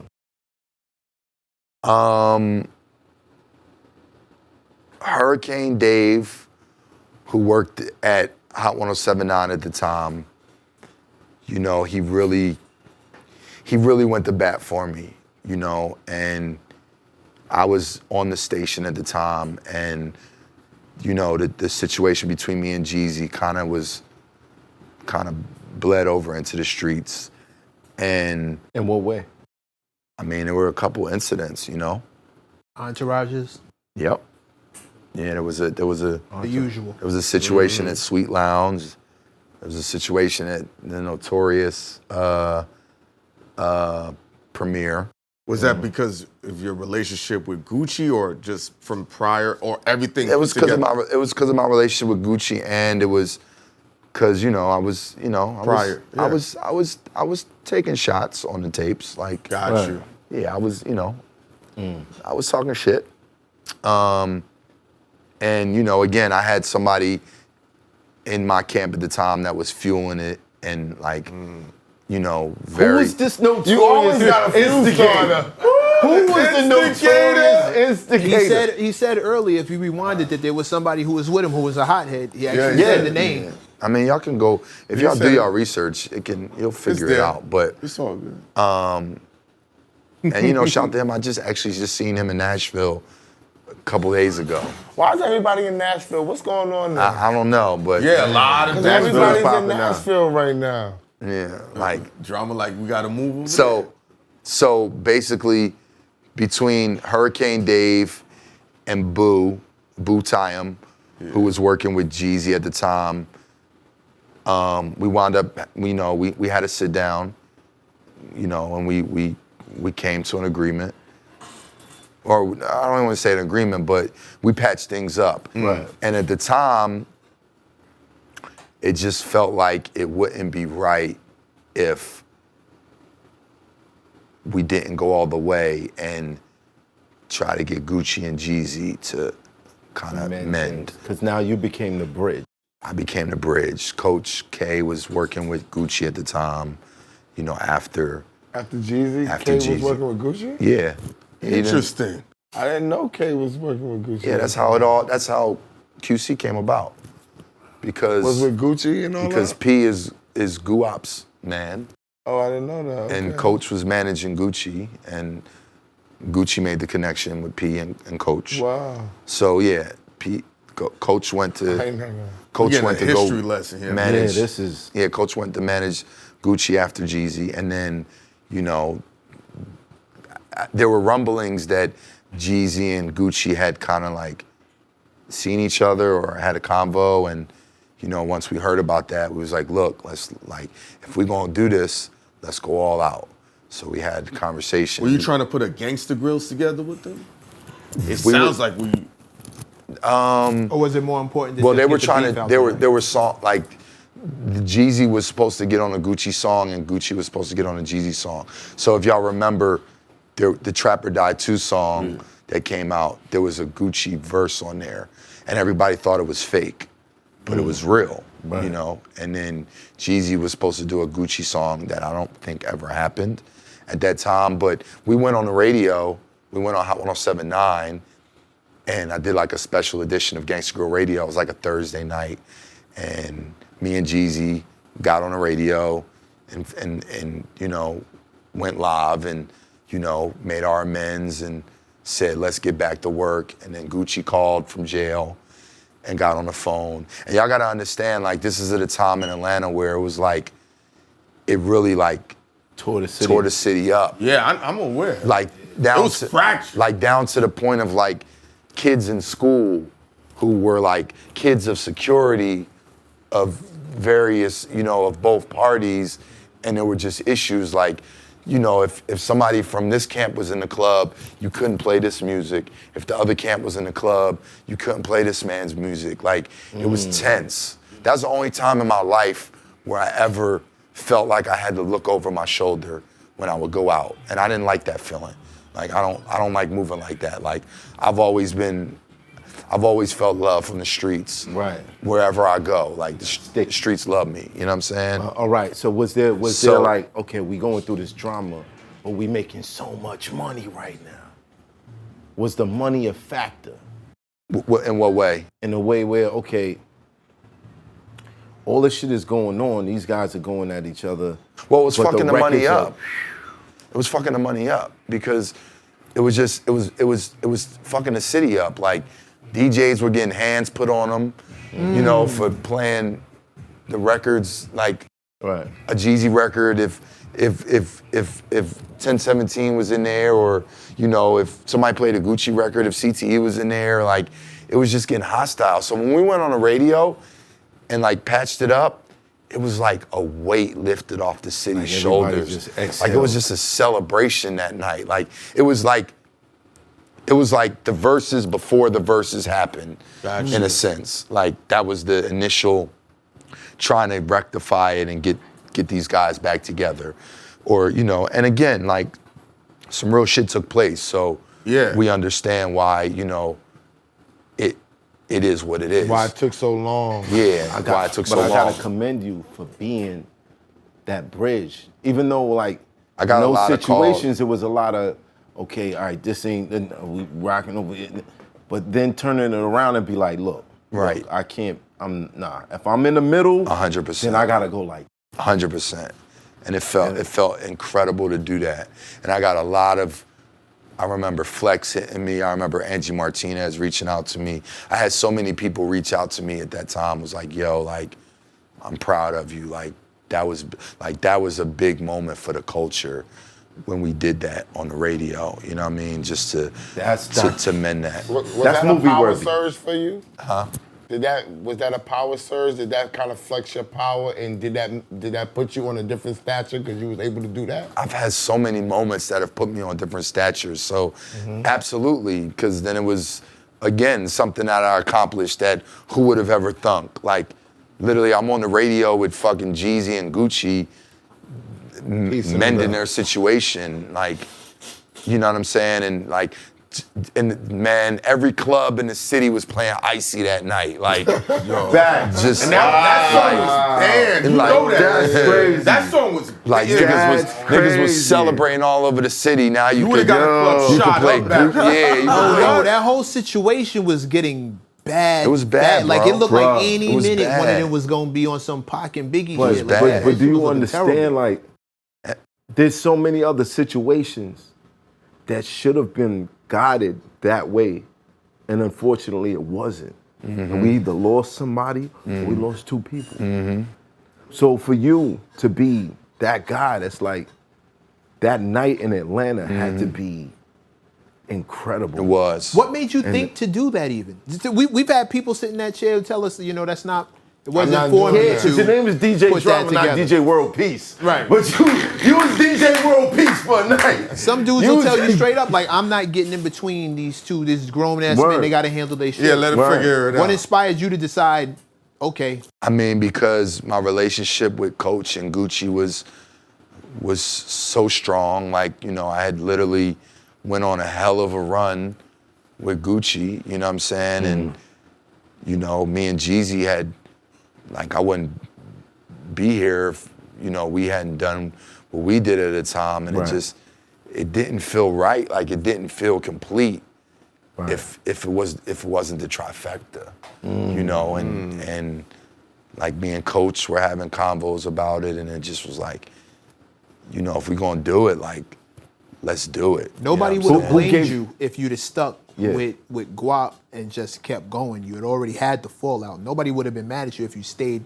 But I think it would have Well, destroyed the who city. gave, Well, who gave I wanna the hear most resistance? Yeah, I want to hear that answer. What you mean between? As I mean, far as like mending it, who was the person that was like, I don't know, man. Fuck that. I don't know, fuck that shit. I wouldn't say. I mean, they both have resistance, Right. and honestly, it didn't stay that way for long. Like, Yeah. it went. It didn't last. It didn't last all the way up to the verses. But it like, was nice. It was a. It was a run. Yeah, it was a The city run. was tense. Yeah, it was tense, and then Yo. it definitely got less tense and took the tension off, and they kind of went back to, not fucking with each other, but I still think at least it was civil in a sense. What You was know the I mean? approach? What was the approach to get them to agree that this is bad for everybody? What did you approach them with to say, hey, this is why you should stop this? I mean, honestly, I can't take all the credit for it. Like, it was, it was a situation where there was a lot of people on both sides, like, saying this is, shit's getting out of hand. Like, it just started to affect so many people. Like, like niggas who were security for both parties were literally homeboys, and now they got fallouts, or you know what I mean, like like it literally trickled down to like kids in middle school. You know what I'm saying? Those are Kids two really big ecosystems. What Yeah, happened to huge those kids ecosystems. in middle school? What was? It was just tensions because somebody's parent worked on CTE side and somebody's parent was on 1017 side, and it just, when it gets to that level, it's just like, and like I said, it was really affecting the city because they're both such important and powerful, like, staples of Atlanta, of trap music, of hip hop, of culture, and again, like, nobody wanted to see it turn into a Pac and Big situation, you know what I'm saying? And But it was heading in that direction. yeah, like, it was a lot of shit that went down in the streets, because of that. So, thankfully, that they're businessmen at the end of the day, you know what I mean? And they, both parties were millionaires, you know what I'm saying? And, they also, like, provide and have people's livelihoods that they take care of. So, they were men enough to put their differences aside and, and put their egos to the side and, put a lot of shit to the side, to make that decision to do that. And I'm sure it wasn't, It wasn't easy. It wasn't easy, and obviously, like, it took some real time for it to get to the point. I mean, just recently we all went on tour together. We did the Legends of the Streets tour, and it was me, Jeezy, Gucci, Ross, 2 Chainz, so How'd that even for that happen? to Because happen. Jeezy and Ross got into it. Yeah, I mean, they They mended squashed it. Yeah, it. they Squashed it? Okay. Yeah, they've been They squashed. squashed it. They super homies now, so. But even with the Pookie Lope shots, Yeah. I'm noticing now, like Gucci just released a song, "We Need to Stop Dissing the Dead," and he's kind of admitting that I put that vibe out there, Yeah. and I needed to stop. How do you feel about that? I mean, you know, if you look at hip hop and you look at the cycle of hip hop, like, who would have ever thought Ice Cube would be doing children's movies? You know what I'm saying? This is Fair point. the nigga we love to hate. You know what I mean? Like, Yeah. so who would have thought Tip would turn into fucking comedian. Huck or a fucking family man. Huxtable? Yeah. You know what I mean? Like, Right. so I won't be surprised one day if 21 Savage has a fucking cooking show on television. You know what I mean? So with that, or, you know, Jeezy getting into politics, or, you know, real estate, or Gucci being an incredible family man who loves his wife and shows her off, and, you know what I'm saying? And That's now. yeah, so I'm just saying, Evolution. like, it's the evolution. Right. It's the evolution of the game. Like, we've seen it before in past. So what one feels and thinks at 25 is not what one feels and thinks and acts on when niggas in their 40s. Like, don't nobody want to be out What's here. the evolution of drama? I mean, you've seen it. Like, Looking at it. Grammy. Grammys. And he brought that shit to the building. Yeah, official. you know, I went from making mixtapes to becoming an exec and signing artists. Like, you know, like, when you look at my career, like, the Roots are the first group that I actually saw and witnessed get a record deal,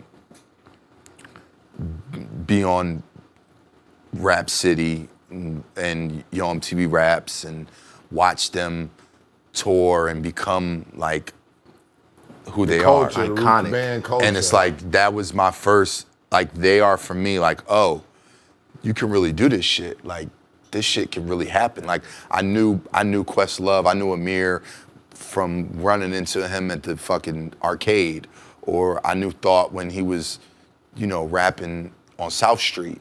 And I watched these guys get signed and get put on and turn into who they've become. And then years later, I go and make history with Gangsta Grills, with Jeezy, Tip, and Wayne, and numerous other people. And then I start a record label called Generation Now, and I signed Lil Uzi Vert and Jack Harlow and Seddy Hendrix. And, you know, like, that's the evolution. Like, and then go and do an album with Tyler, the Creator, and win a Grammy. Like, who would have thunk it? Like, I call, like, my white side, if my white side was the what's it called? Like, the dominant in me, I would be a surfer. That's what I would want to do. Right. You know what I'm saying? Do you surf? Yeah, in hip hop, I've surfed. Surfing the waves. I've rode Always waves waves. through my whole career. This man is a quick thinker, yo.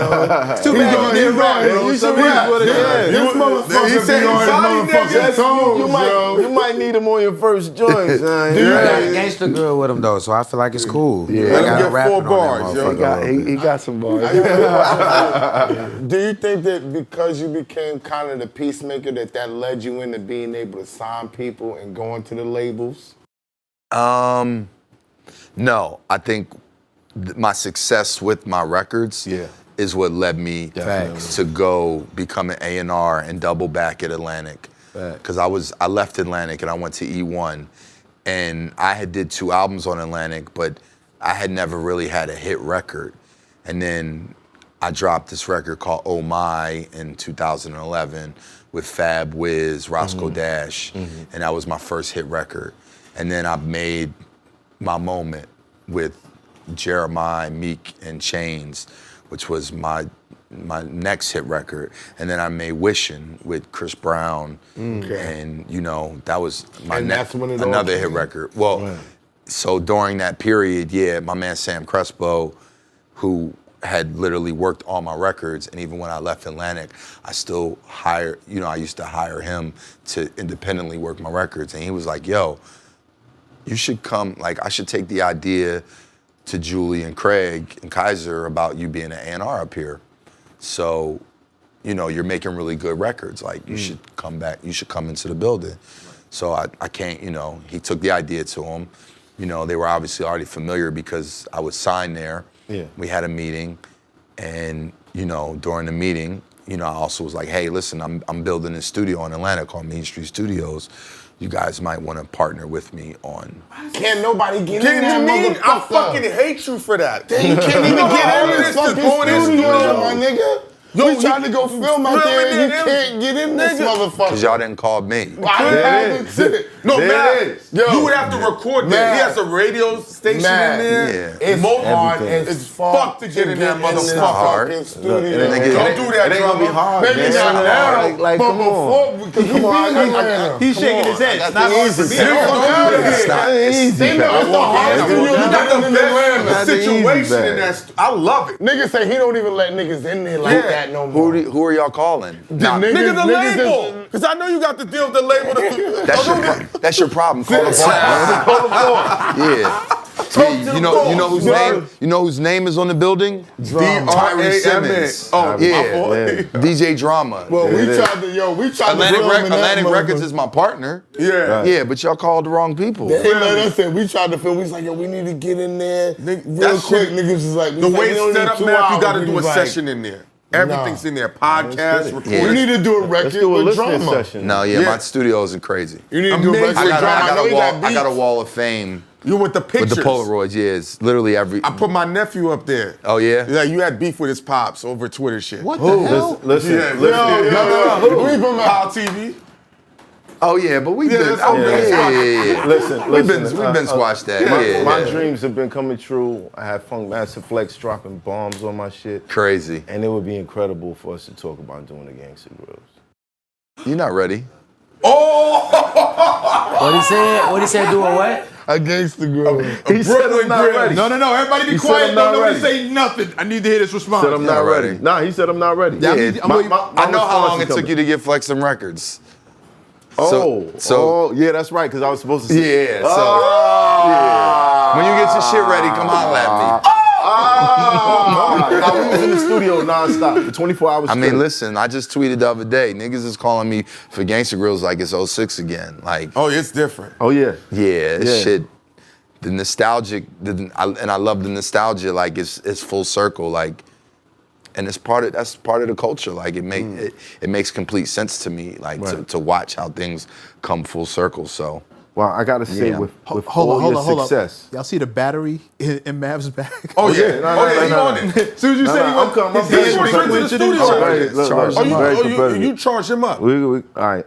Watch. 100 grand. Watch. All right, You cool. about to go with. Huh? Watch. But for anybody watching, just let you know, the price is a little different these days. Right. Price This went up. motherfucker's got a Grammy. This is not a math. Yeah, he has a. It's not a Grammy. math comment, but just in general, like, Yeah, just Yesterday's understand. price. It ain't that Understand easy. that. yeah, the Yeah, bag yeah. is Not yeah. today's price. Understand that. It's a little talking different. that The fat bag drill is talk. heavy on the gangster grills. But at the end of the day, I'm about the culture and I'm about the music. So if it's something I want to do, Let's go for it it. don't got nothing to do with no money. You know what? So are we. Yeah, That's why that evens out. So it ain't about the money. Nah, I gotta say, the full circle thing. For all the legendary moments that you've had.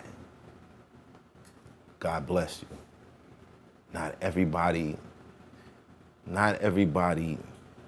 made it to see the full circle. And rest in peace, DJ K. Slay. Rest in peace of Slay. know I you dedicated guys my had last video to him. You guys had a good connection. Can you share with us a great moment that you spent with Slay? Slay has the only DJ drama verse on his project. The only time I actually did rap is on Slay song. But you wrote it. I didn't write it.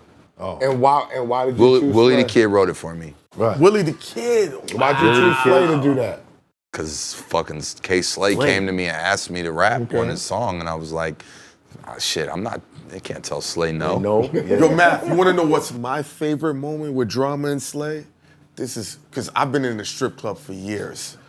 So you know the culture of Atlanta bleed. strip club in New Get York ready. is different. Get ready for the bleed. Drama and Slay are on the stage, right? Right. So they're making it rain BMF style. Yeah. So all the girls start running and picking up the money. Where's this at? Yeah, they It's doing in it. New York.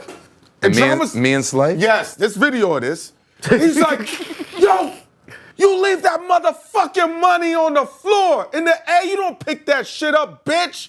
You shake your fucking ass. Who said that? There goes Drama. the bleed. Drama. I ain't It's gonna lie. on video. I ain't gonna lie. That sound like him though. Yeah, it's video. And That K-Slay sound just just looking like like, him though. Yo, G he's shit. turning red. John, that's crazy. John, that was you. yeah. He's Yo, turning red. I think it was Sue's Rendezvous or something. And it was you and Slay. I think I remember that. Yeah, and the girl, and you was making it rain. And the girl started running. He's like, the fuck you doing? Why you stop dancing? In the air, you leave that shit on the floor. You shake your fucking ass.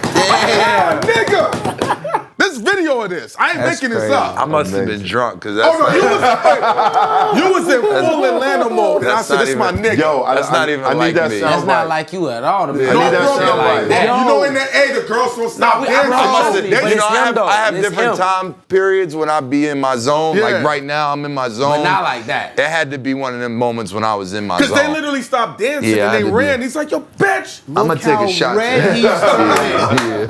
I gotta take a shot. Finished, man. I've been in mine too. I'm a little lit. I ain't gonna hold you. Ask this man about the verses, man. Man, rest Yeah, in he peace, wanna rest talk in peace, my about nigga that. Slay, Now, man. what we got on the phone? Oh.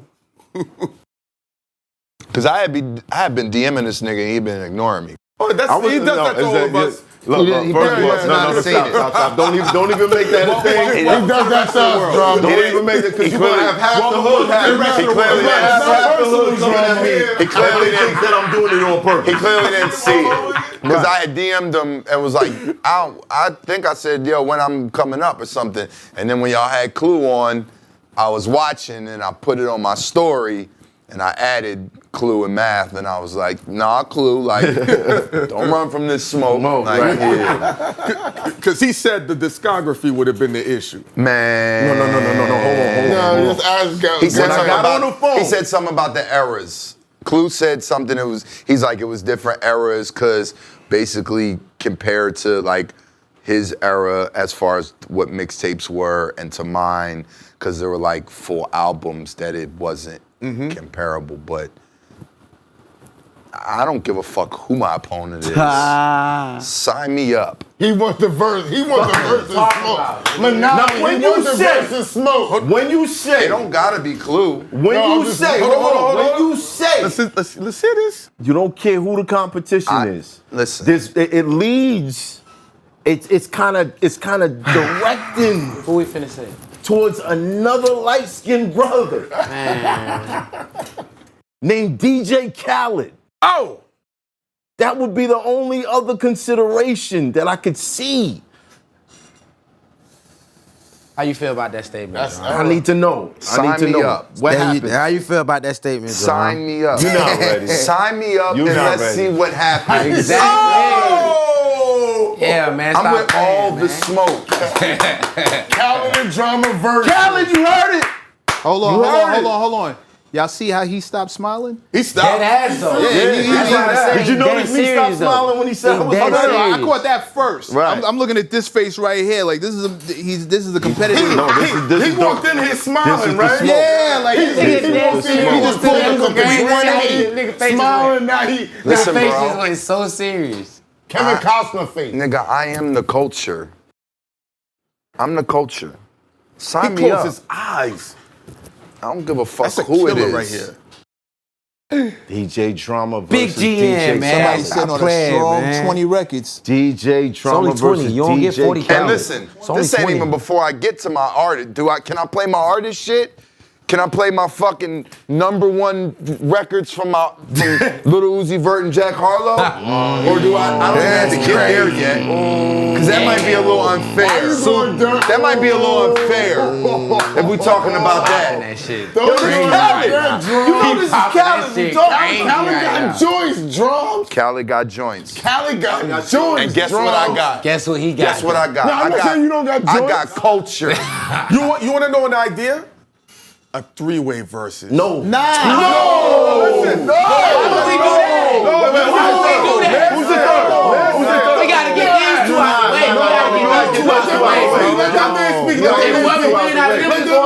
that man speak. Drama, Khaled, and Clue. No. Yes. Clue already damn near ringing. No disrespect to Clue, but Clue already didn't like. It's no. Like let Listen, Khaled that go would on. be iconic. No, you gotta know. Like a DJ It gotta set. be mono. Together, set together, a cool set together on some more cool shit. There can only be one. Only He ready to be the one. No, He gotta ready? be mono. We mono. Ain't no Ain't three. Ain't no No three. three at all. I shut me down like I'm some bum ass nigga. Listen, if there was no Clue, there would be no DJ Drama. That's fair. DJ Khaled has done some amazing things in his career. He has taken the DJing to heights that we have never seen before. And I salute him for that. And with that said, I'm with all the smoke. He's with all the smoke. You heard? I'm with Yo, if that verses go down, that's gonna be the first verses I ever attend. Yeah. If Khaled Yeah, I don't care where it's at. If Khaled Nah, and we Drama, mobbing out. I don't care where it's at. we mobbing I out. We never going. don't care attended where not it's at. one I'm here for verses, that. my nigga. I'll be scared. at that one. Yeah, And we mobbing again, out. I want to take credit. and at the end of the day, it'll be a celebration for the culture. Facts. Because Absolutely. you know, we both After you win. we both I like you. I like you. You know what's gonna be? They're gonna have the battle of the drops. You're gonna hear Khaled, another one, and then Little John, gangsta, gangsta, gangsta. That right there alone John got like 5, 6 of them though. John got like 5, 6 different Yo, drops. bro. Khaled got the one like. All I know is Feel my you? expert opinion is in we the both got a lot of shit. Bruh. And- Absolutely. It's Arsenal And versus listen, Arsenal. it's Yo, gonna be a master class. That's a whole 10 minutes just in the beginning. Like whatever stadium Pop this shit, this right? take Popping Look, shit. when Wow. y'all post this clip, let's see what the people say in the comments. Who wants what? All right, you heard him. You heard him. Let's Leave let it in the the people. comments. Let's But let the I people need you to talk. do this before you just think, because marketing is a motherfucker. It's a motherfucker. I need you to go look and see what records are going up, and just Put them in the type the comments. whole shit out in the comments. And the best one, What- we're gonna discuss it on One the show. thing we know about verses that we've seen time and time again You said the is same. it's not always about who has the biggest records. How you play them It's things. about Order. who touches the culture. And culture, as we've seen, takes the cake on verses. Facts. That's true. Why don't we fly somebody out, man, to the verses with us? Whoever types out the best list, let's fly them out and let's take them to verses with Yo, us. but if you're in the comments, this is for the initiated. You can't just be coming off the porch. I don't want to hear no uneducated opinions. No, but that ain't man. no. And listen, No, you can't I'm do not that. saying If you I'm doing that. trying to Hold go on, after the I'm not- verses, you can't do that. I'm not sitting here saying who's gonna win. All I'm saying is sign me up. Yes, you are. I gotta say You though, fooling. I gotta say, Just listen to you for 10 solid minutes saying who's the going to win. verses, the I just verses, said sign me up. I'm with all the smoke. the verses is a I'm gonna fuck who my opponent is. The Yeah, versus that is a translates into I'm huge- going to win. the verses is a huge occasion, and it's monumental for hip hop. I was in the building for Dipset versus The Lock. Oh Shout out man, to I That was, was the one I was, right I was there. at home watching that shit I in front watched of my it. TV like a 13-year-old girl watching a Justin Bieber just like concert. this. You're like, And I was there. That was doing the same amazing. thing. I was at the Jeezy and Gucci one. I was in the building for That was that. the moment. That was So yeah, That was a moment. Yo, I had to be there. I want to say, Jeezy got the rebuttal of the year. Oh yeah, that was amazing. The decade. Yeah, that was amazing. That was a. Which bruh. one? Say it. No, when after When he stood Say up and then Gucci, dropped and I'm he the was like, realest "Listen, nigga in man, it." these, You already these know. young Yeah. boys is doing what we doing." You know, I'm a grown man. You still stuck in the past, though. Yo, when he let it, Yeah. I'm the realest but the nigga dopest in part this, to and me, you already knew. the dopest part to me was watching them perform Icy together. That and was- seeing the yeah. excitement and seeing even the joy on Jeezy's face. Like, they probably have never done that song together. Like that, watching them do Icy and like the That might have been culmination. the first time they performed it. fact. Yeah. Because The video. after that, the beef. After the beat wow. started That was immediately the first after. time they performed Icy. What you guys say, S? You know, because you brought me back to something, and I usually don't like to go back.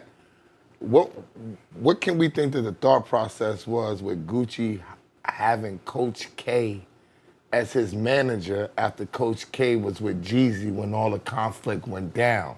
Like, what type of trust did Coach K instill in him to take over his business, to know everywhere where he was going to be going, knowing he was Jeezy man too? And like, Jeezy you and were in the fucking same Kinky B. situation. I mean, Shout out to Kinky It was B like a too. regime change. You know, with Yeah, like- it's business. You know, Coach K is a businessman. You know, and I mean, the opportunity presented itself, and you know, Business is I business. don't think, you know, at that point, you know, I guess there was no loyalty, or however the situation ended with Coach and Jeezy. You know, it was like, hey, you know, this man wants my services, I'm gonna rock with him. You know, and there were a couple people that, you know, were like Twin, you know. Twin came from the Jeezy regime, and, you know, he's now over at QC. Coach, you know, like, so, yeah, there were a few people that, you know, kind of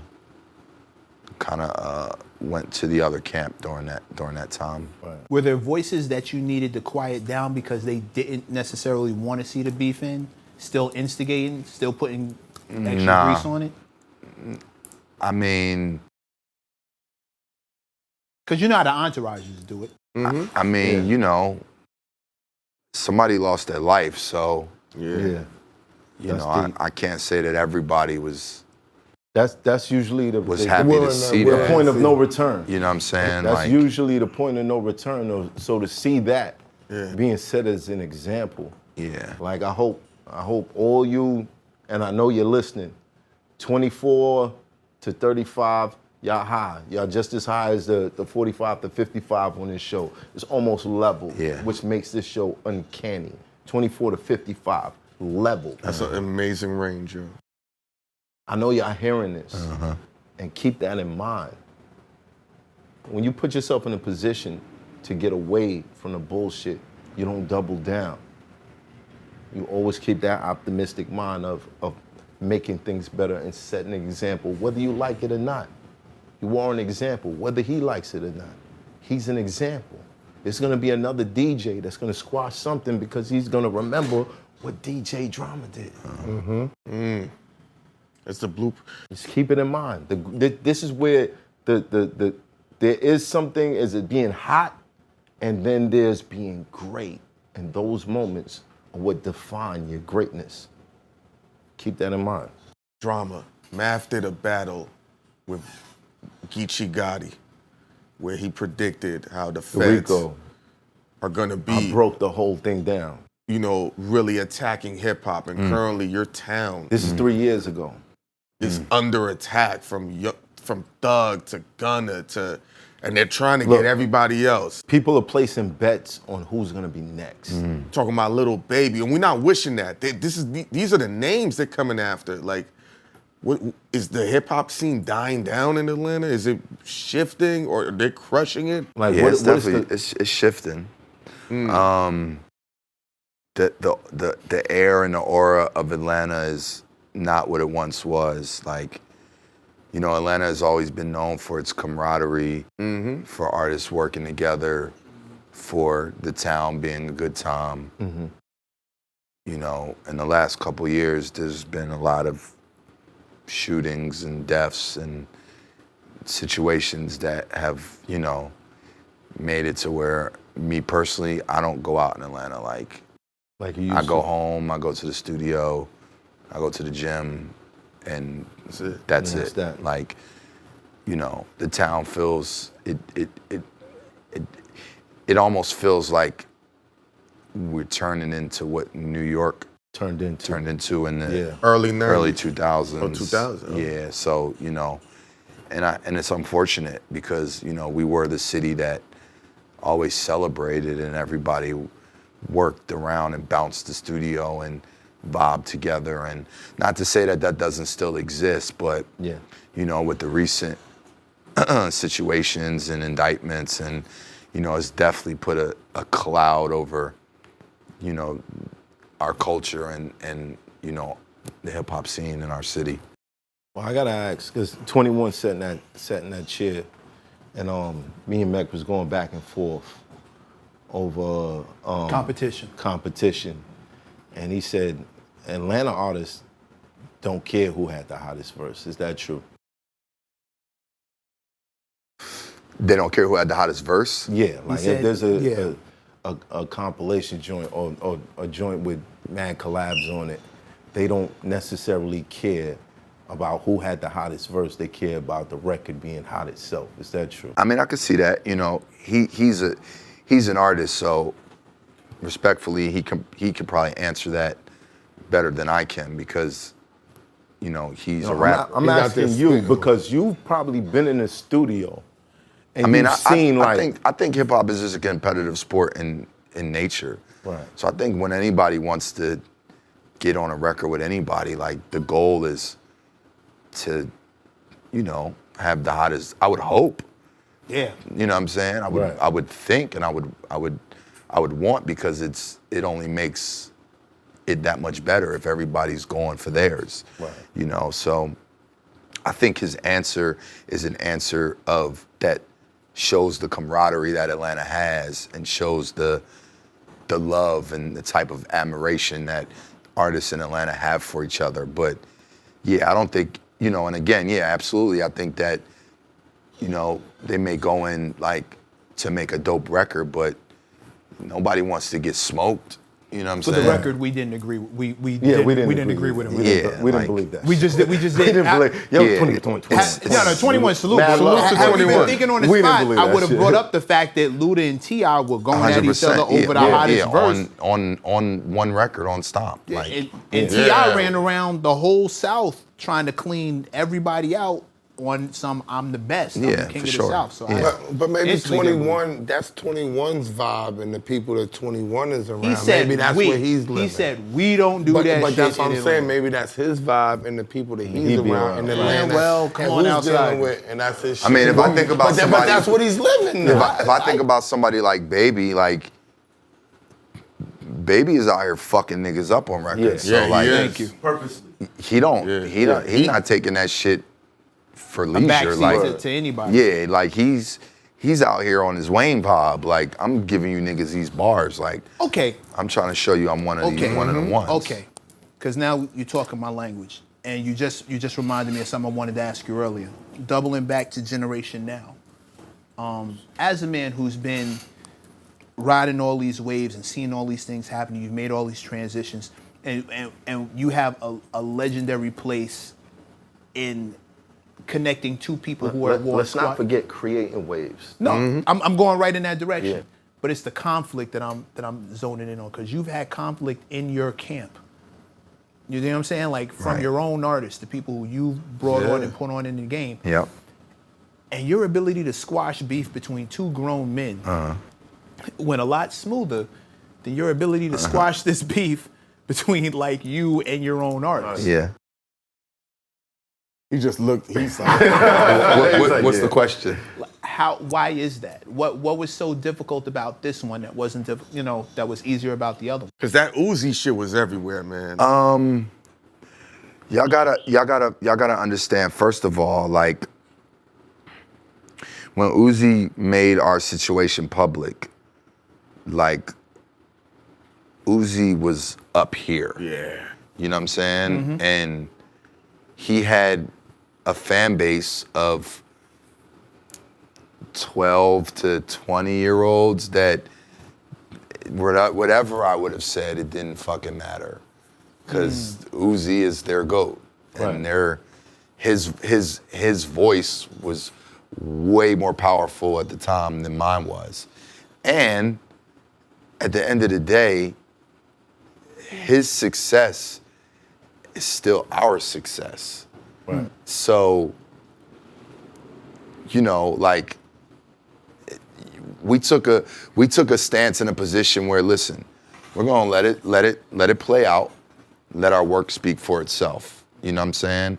And it was during a time when, like, a lot of dirt was being thrown on our company's name, on my name specifically. You know what I'm saying? And it was like, you know, I can come out and I can defend myself and share my side of the story, or I can go into the mean streets and get the work.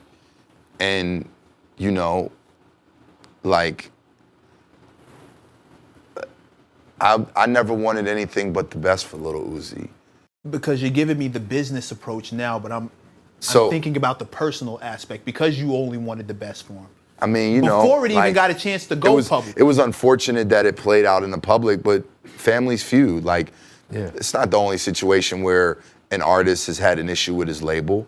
Unfortunately, ours was public, you know, and it played out the way it played out. And I wish it would have went a different way, you know. I would have loved for Vert to go around waving the Generation Now flag and go out and say, yo, DJ Drama and Don Cannon are legends who allowed me to come into the game and do what I did. But that wasn't his approach, you know. But hey, it works out that way sometimes. Well, guess what? My man Jack Harlow stood right next to me, and when the fire was on and, you know, it wasn't cool to be next to DJ Drama, Jack Harlow took a picture and posted it and said, this is my guy. And, you know, I salute to him for doing that, you know, because he didn't have to put himself in that, you know what I mean? He could have stayed out of the way and let it play out however it wanted to play out. And, you know, he really, you know, at a time when there were artists that we wanted to sign that kind of were told, I don't know if you want to go to Generation Now, you know.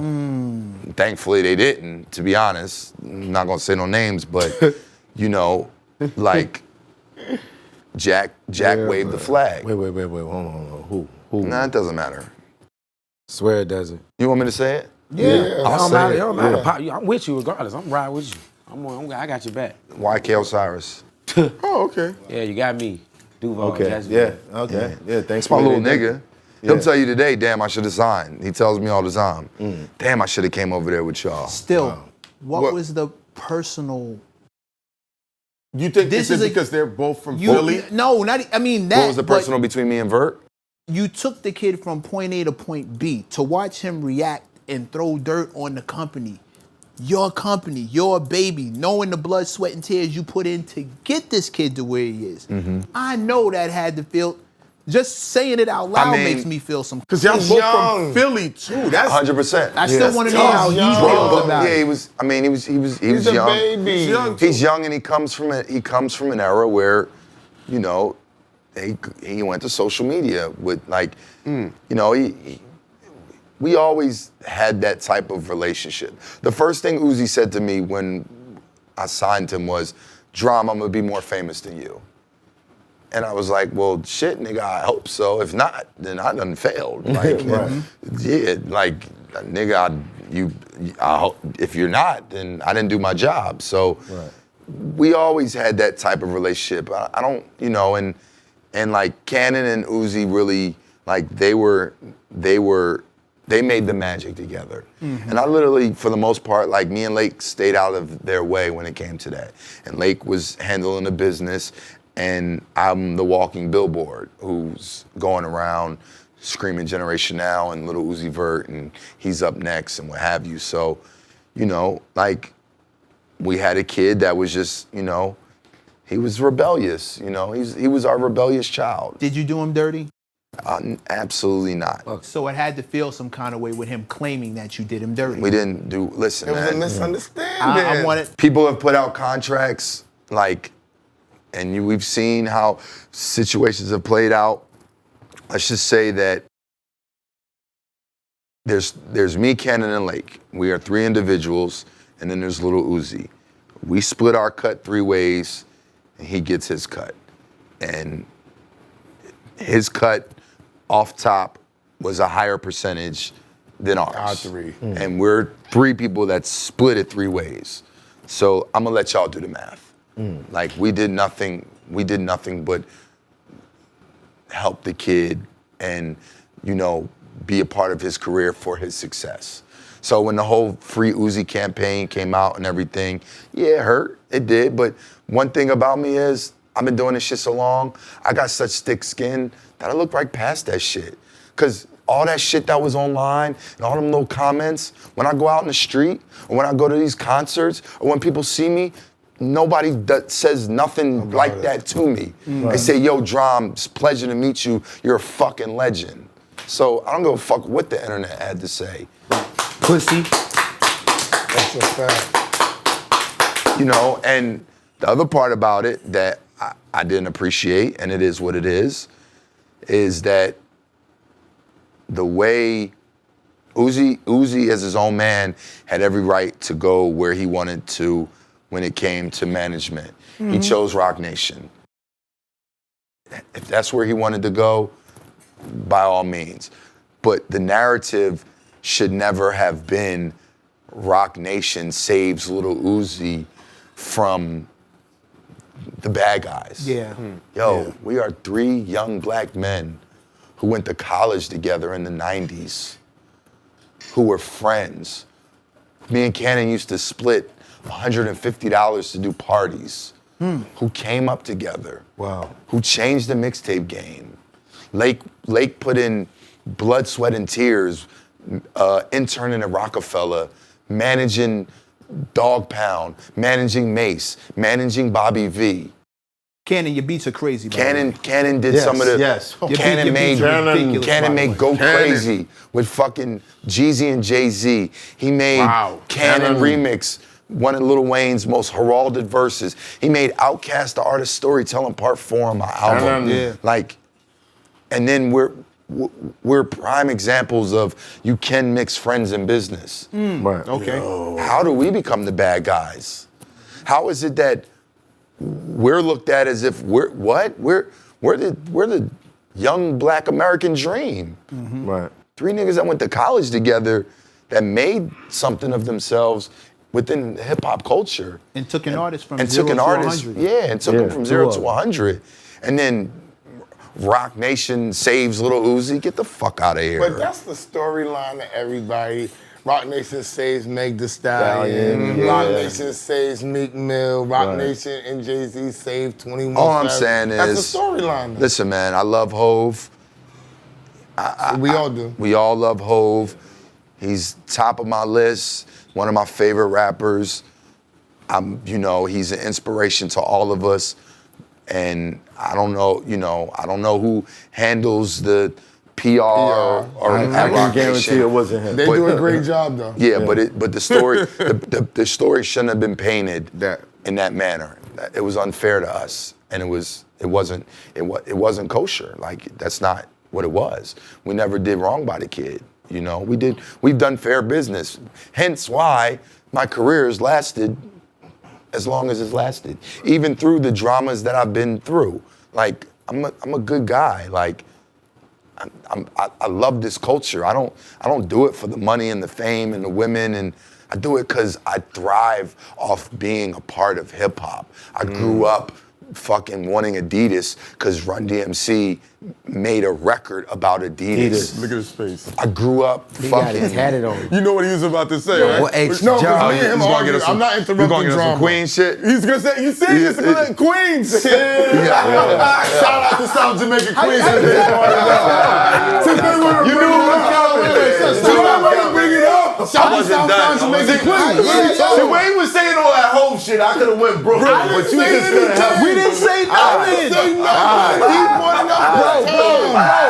Look at my knee. Say anything. I just looked at Here we go. Man, Here he we went to an go. argument with me and him about Queens and what certain things, it had nothing to do with No, drama. he That's why I started looked it. at him. He started He it. started it. I wasn't Y'all trying niggas to do interrupt this your every shit. time. Facts. Yeah, do this every Yeah, time. we trying to Listen, interrupt drama. for the record, I want to Then say. drama really watched. He say, "Is he on some Queen shit now, nigga?" For the record, I want to say I can afford any type of footwear out there, but I saw Hov win. What's those? Pumas. Yeah. I ain't mad though. I can Puma afford- I can Puma got afford some it too. Some slick styles right now. You know what I'm saying? Since they got involved, since Rock Nation got involved with Puma. I recognize. So where do you stand with Uzi now? Oh, we're great. Yeah. Everything sorted out. Yeah, y'all didn't see the picture from the BET Awards? You cut him a big check. We took a whole label picture, me, Seti, Lake, Vert, Jack, Sunny Digital, like, it was a whole generation now picture, like, you know, him and Cannon back working, That's dope. back in the studio, you know. Did Uzi ever publicly make that known? He didn't have to. Last year we took a picture of the BET Awards, me, Jack, and Vert, like, That's good enough. that's all I needed, like, that's public enough, you know what I'm saying, like, you know, and that was the first time they ever met, you know what I'm saying, and it, you know, it was That's the first time. I'm sorry. Jack and Vert had ever met, you know what I mean? And Jack was a Uzi fan. Like, I'm sure part of the reason why, you know, beyond the legacy of myself and Cannon, like, the fact that we signed Little Uzi was, you know, attractive to him to come to our label, you know what I mean? So yeah, like, you know, The vibe. Vert, like, you know, like, it's part of the game, man. Like I said, like, it's just another chapter in the story. But, you know, I never wanted or needed him to publicly say this or that. Like, I just want to see the kid keep skyrocketing. You know what I'm That's you saying? really And drama being keep a getting good guy. paid. Your humility is amazing. Yeah. I appreciate you. Every now and then, when things like that go on, you'd be like, God damn, I should have named myself DJ Peaceful. I've said that before. Every time I'm like, yo, when I name myself DJ Drama, like, yo, like, literally, I'm telling you, God fucking chuckled. He was like, oh, you're asking for it. All right, cool. He I'm gonna give it to you. every time I get into some shit, whether it's in my career or with women or something, I'm like, yo. Well, speaking of women this shit and controversy, He said the women was great. how are you and Drake right about now? I was just about to say, We good. y'all We squashed good. the beef, That's right. right? Yeah, we're great. Yeah, we was How'd at. y'all squash the beef? Is what I wanted to know. This shit What sparked it? Was it your art? shit's Was crazy. it Jack? Because I know Jack fuck with. Yeah, they have Womack a lot. real great Yeah, they have a relationship. great Jack. relationship. That's, Right. Was that Like, it's part like of his- squashing it? No, we had already like squashed it before that. Like, time healed it. You know, me and him had our conversations. You know, when him and Meek first made up, I was in New York and I told Meek, yo, call that nigga right now and put me on the phone with him. Like, nigga, you got me in this shit.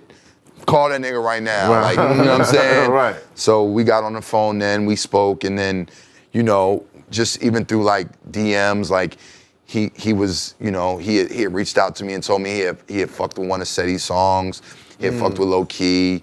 When Jack and Bryson did a record, you know, he had reached out and, you know, it was like, damn, I wish I had that beat. And also, you know, I took accountability with him and I made amends and, you know, I apologized to him for my role in the situation. You know, I manned up and, you know, he was like, yo, it's all good. Like, you know, one day we'll be able to, you know, we're gonna sit down and, you know, clear the air and Gotcha. and then so, you know, we had some we had had some talks through the last couple years.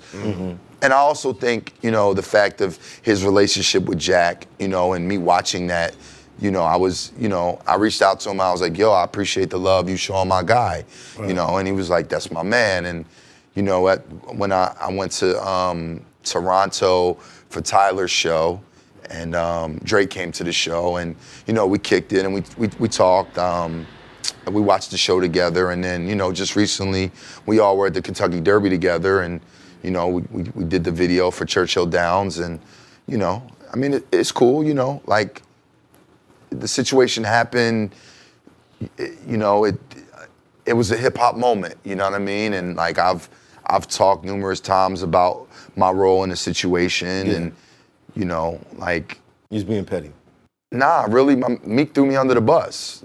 Like, that's what it comes down to. You know what I'm saying? Like, Why these Philly niggas always going at you? Meek, Ooze.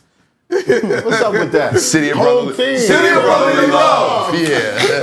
And now we're anticipating Yeah. Cassidy versus Freeway going down, but it's the city of brotherly love. City of Brotherly Love. Ain't no love. But your humility, like I said before, is awesome. And listen, I like, you know, I'm as an artist, like I have nothing but admiration for Drake. You know, you know, before that situation, like when I would go to Toronto, like him and his team would come to all my gigs.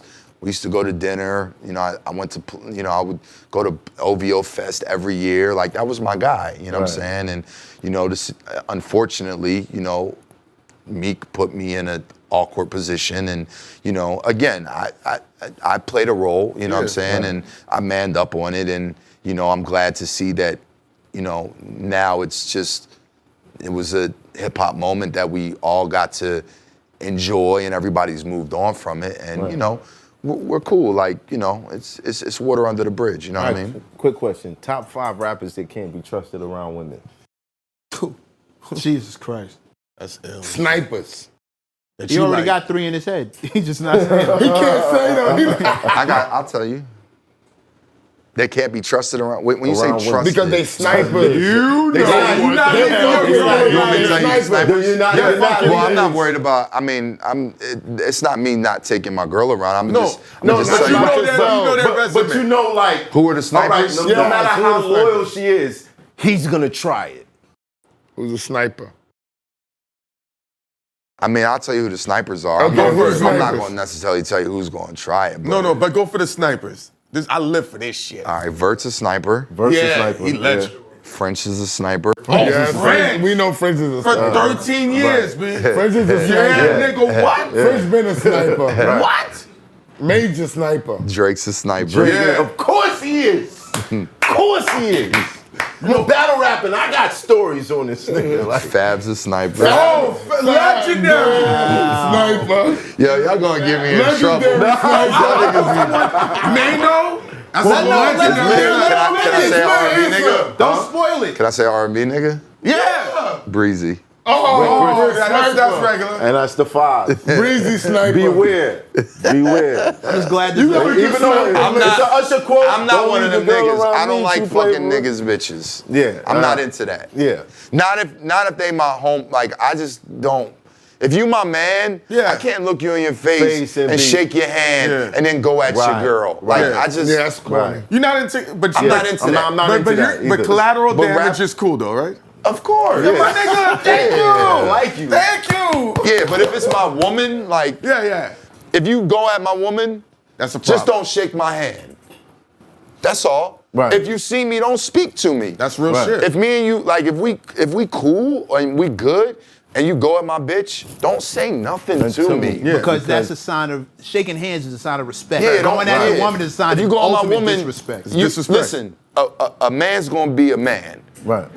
and a woman's gonna allow a man to get however he. It's really in the woman's hands. Right. You know what I'm saying? A nigga's gonna be a nigga regardless. Right. Nigga's gonna be in them DMs.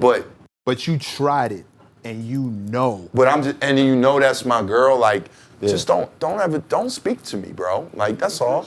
If you know that's my bitch, don't talk. Don't keep it pushing. Don't act you like can we- try my bitch, and if she goes, she goes. Right. But just after that, But if like, she don't go, do you still shake the hand like No. how you no, tried fuck it? no, nah. Our boy say nah. No. Said he like, what? It is what it is with me. I ain't gonna. Nah, not if we home. Not if we home. Now, if you ain't got no like, I don't want to say loyalty, but if you ain't like, if we ain't Casual? cool, like if you just a nigga out here and you see my bitch, and you go at her, like you ain't got no loyalty to me, like that's what niggas do. It's on her to stop that. You feel Right. what I'm saying? Okay. I'm not mad at any nigga for trying A beautiful woman. He, At all. He Right. may not know. You keep He your may not business know. low. May not know. You Right. He may not No, know. niggas know. I mean, they know though. Niggas especially if know. you're all over. They know. You're right. Nah, they know. Nigga, They know. They know. Hold on. Yeah. I remember- So Yo. what does it mean when like if somebody does it on record? is it considered flattery or What is you it- mean? It's like disrespectful, like Kevin Gates going at Beyonce. That's thuggish. I think that's disrespectful. You don't think so? That's thuggish. So man, I mean, yeah, I wouldn't. Again, I'm not doing that because I just don't because of how I just explained to y'all how I feel. I would be hypocritical, like to Condone something to like condone that type of behavior. Like I don't. If I know a woman has a girl. I'm sorry, I mean, a excuse woman me. has a man. If I know a woman has a man, Well, no, if I you- know you a woman has a girl, I'm on board. I'm with that. We can go there. You and your girl. If I know a woman has a man, like I leave it at that. I might say, yo, holla at me if it don't work out. You know what I'm saying? That's still a shot. That's still sniper. No, it's not. That's definitely sniper. Holla if it That's doesn't work definitely out. still sniper. I'm not gonna take her number. With you and your man. I might Fuck give is her wrong with mine and say, Yeah, same shit. Same shit, bro. let me find out your number 6. Let me find out your number 6. We got number 6 in the building. He just said he ain't gonna snipe, but he fuck up. no, I didn't say we fuck up. Right. Niggas fuck up. I'm not saying use Let me me tell you as, something. don't use me as tit for tat. I'm not saying that. I'm just saying if it don't work out. I'm not the revenge plan. Yeah, I'm not You sounding that. a lot like number 6 Nah. right now. Like, you sounding a lot like number Nah, I 6. be at the crib, man. Sniper. One I thing be I in the will crib. say, I be working, man. I'm gonna nickname my thumb your drama. catalog, I don't even be out here your like that. catalog of choice Yeah, is absolute. I know all of them. I met all of them. I said, He said, I know all of them. Yo. Summer. He might have it here. No, that was my favorite. Look at him. Shaking in his chest. I said, he just left that. He wasn't even going to the I said, yo, I was heartbroken. I said, this is a hell nigga. Yo. Then he went with another one. I said, yo, this nigga. Yo, man, put some more tequila on that note, bro. I'm not mad at it. I have a weakness for beautiful women. Right. And nothing wrong with that. That's a great weakness. No, I gotta ask you. Yeah. We all do. How do you feel about polygamy? It's not for me. I can barely handle one. Oh, for the love of God. Yeah, no. That's a real nigga right there. Nah, get out of here, man. Yeah, Grow nah, up. nah. You can I have more than agree. one. I agree with him. Nah, not in like a relationship, like Yeah. married That's or a real relationship, polygamy. Fuck no. Yeah, it's too crazy. No, one is enough. All right, listen, every man got to do for himself. Yeah, I mean, feel I'm it. not a juggler. Like I'm just. You wouldn't have to be. But have you ever been in love with 2 women at the same time? Yeah, definitely. 60-40. Now let him answer. No, we just ad-libbing. No, Look at him. Look at him. No, I don't have to wait. I know a Yeah, yes is I'm- gonna come out of that. No. What? Never. I believe him. How is that possible? Not you. How is that possible? Love. How is that possible? In love with, With 2 two women, women? and just conflicted. He might have enjoyed.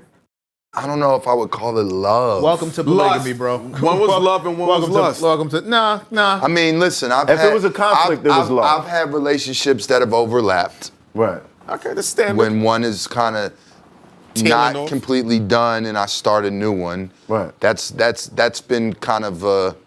That's how you do it? That's a thing? It's been that's something I've tried to work on and It's part of your hold habit. on. Wait, it's a bad habit. Wait, here's the question. It had been a bad habit in my past. Here's the question. And as I've grown up, Right. I no longer do that. But here's the question. That's ill. At that time, when each of those women said, "Do you love me?" Were you lying to one of them? I mean, I tell them all I love them. Oh, for the love of God. That's like, I ain't gonna lie to you. I'm just going. Not supposed to do that. I know. I didn't say it was right. But I'm asking I didn't say it was right. Oh, that's right, nigga. Were you lying to either one of them? He wasn't lying. Nah, I love them all. That's my nigga, B. So he did love him. He keep it a bean, There bro. it He is. keep it a bean. I'm a You lover gotta boy. love it. So Keep if it a they bean. would've be You like, keep it a you know bean. what? A lot of niggas be lying. It's the life. She's okay. That's why me and Like, Drake they don't love probably you, have had hoes. some issues because we. Yeah, Loving the same bros? Yeah. The same bros. We're both certified lover boys. Here we That's are. my nigga That's though. why I said his list, his choice is like Like you go to a steakhouse and it's the top of the top. That was He just kept going through a checkmate, road. bro. That was checkmate. That was checkmate. That was The interview's checkmate. done. Checkmate. Oh, the interview's done. He Oh, the walked interview's that done. was himself that. right into that. That was I that. love them all. Well, that kind of sounds like polygamy to me.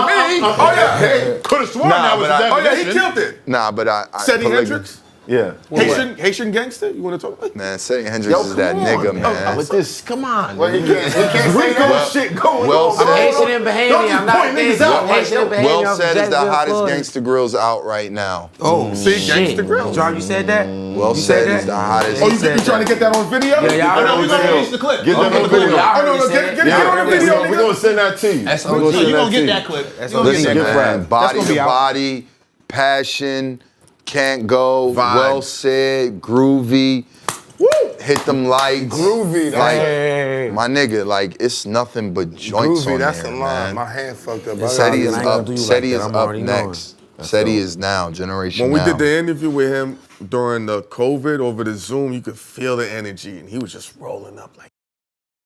Yeah, he was cool. Low key is still a classic. You know, Yeah. people don't even realize. People hear the record and be like, "Oh, well, that's you." Like, I love that record. Like, you know, like he already got a classic under his belt. You know what I'm saying? So Well, City, I gotta ask you, how does Talk to it him. feel to have someone who's been such a big part of this culture say that about you? I ain't gonna lie, that felt real good hearing him say that right now. It's probably a biased opinion because like these like the uncles and fathers I ain't never had. You feel me? So it's like hearing him say that, knowing I've been a student of the game before I even thought about signing to him. So it's like it's amazing. It's at least I know I got the real ones believing in me. Not saying no disrespect to none of the other labels who got some of the hottest artists in the game, but it's like, come on, bro, like. This nigga got Uzi and Jack, bro, and telling me that I'm next is like Superstars. come on with it, superstars, like Right. with a Grammy, like, Congratulations, superstars. man. real, like, so it's so that. you believe in them? 130, You trust them? 130%. All right, so we ain't gonna have no situations where you like Fuck freeze. no. Nah, hey, John, it's crazy. It's Cause crazy. we though. gonna run this clip back. Listen, oh my mama, listen though, listen. Oh, it's crazy. That's crazy. Yeah, that's crazy. We just been having this talk the whole tour though, like no lowballing nobody. You feel me? Niggas already done showed their colors and everything like that, but it's like. You feel me? I'm here. Like, I'm not going nowhere. There is no other label I'm going. Like, I'm getting G and tatted, all that. Like, I'm locked in for real, for real. It's deep in the music. It's deep in the music, though. I'll be It's honest deep in the with you, music. I would love to see you, Jack, and Uzi just do an album together. We got a Generation Now compilation coming soon. Oh! Do I know my shit? Do I know my shit? Bro, what you about to say? Do I know my shit? Yes, I do. Before we wrap up, what do you look for in a star make you want to sign them? Oh.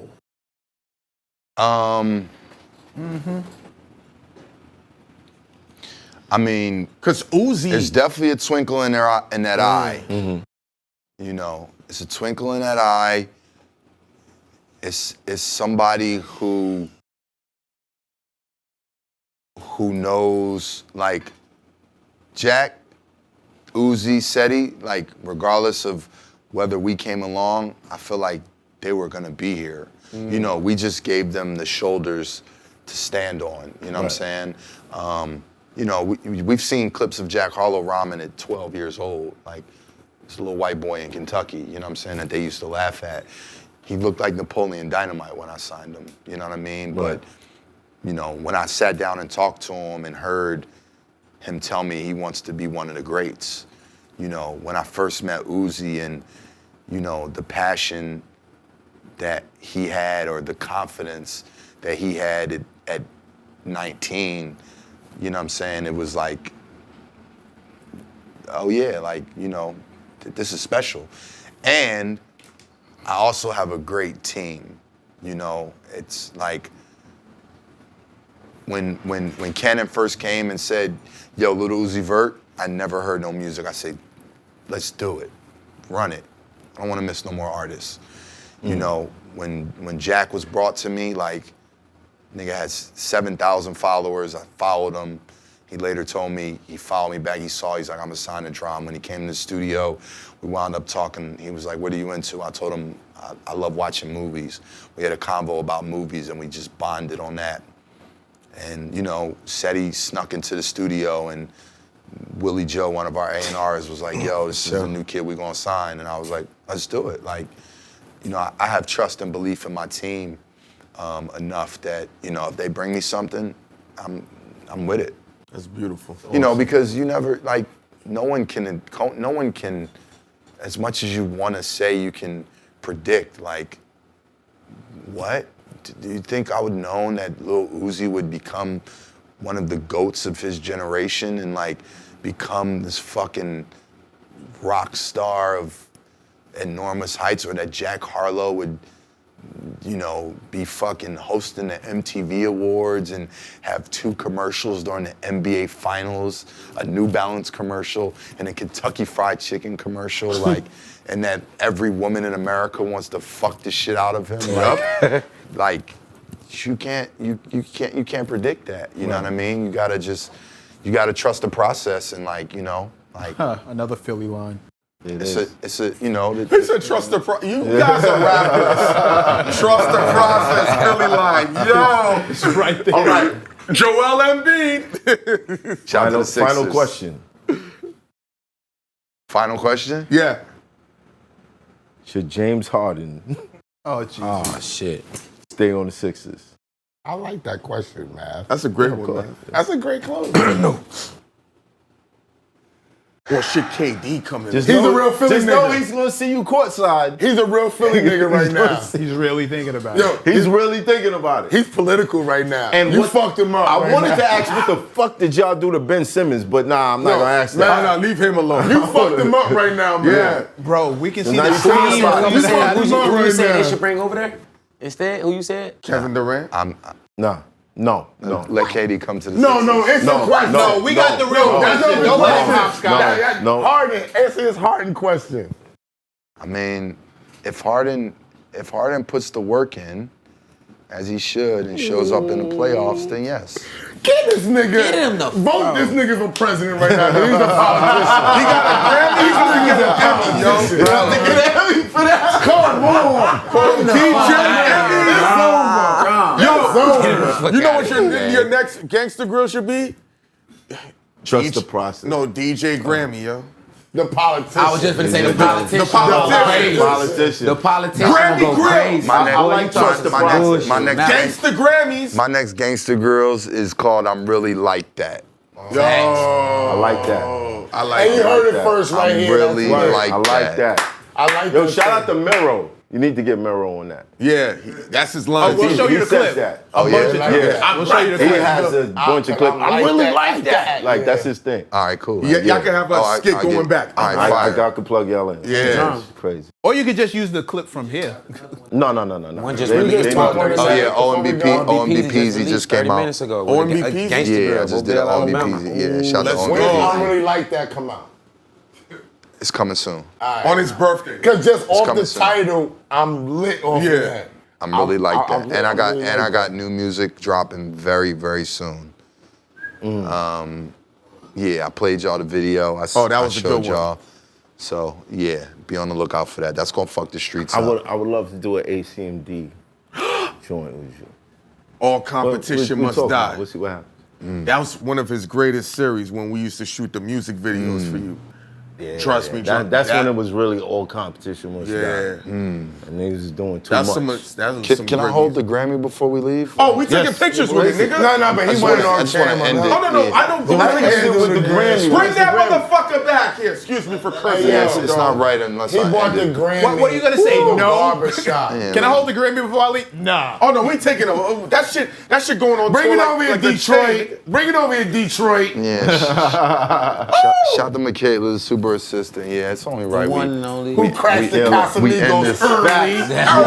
Casamigos Who requested it? Listen, I'm really like that. Oh, Boom, good shot right there. He did the laugh. Good shot right there. He did the laugh. It's hot for trap turn smack rapper. Only smack rapper that you know is smack rappers. Got bars, I can hang with the backpackers. Trap star, I don't hang with the backpackers. I'm in the hood with the work, you heard. Making fiends leave earth, you heard. Got your baby mama thirst, you heard. Feel the flow, nigga, throw it in reverse. This the wave you need to surf, you heard.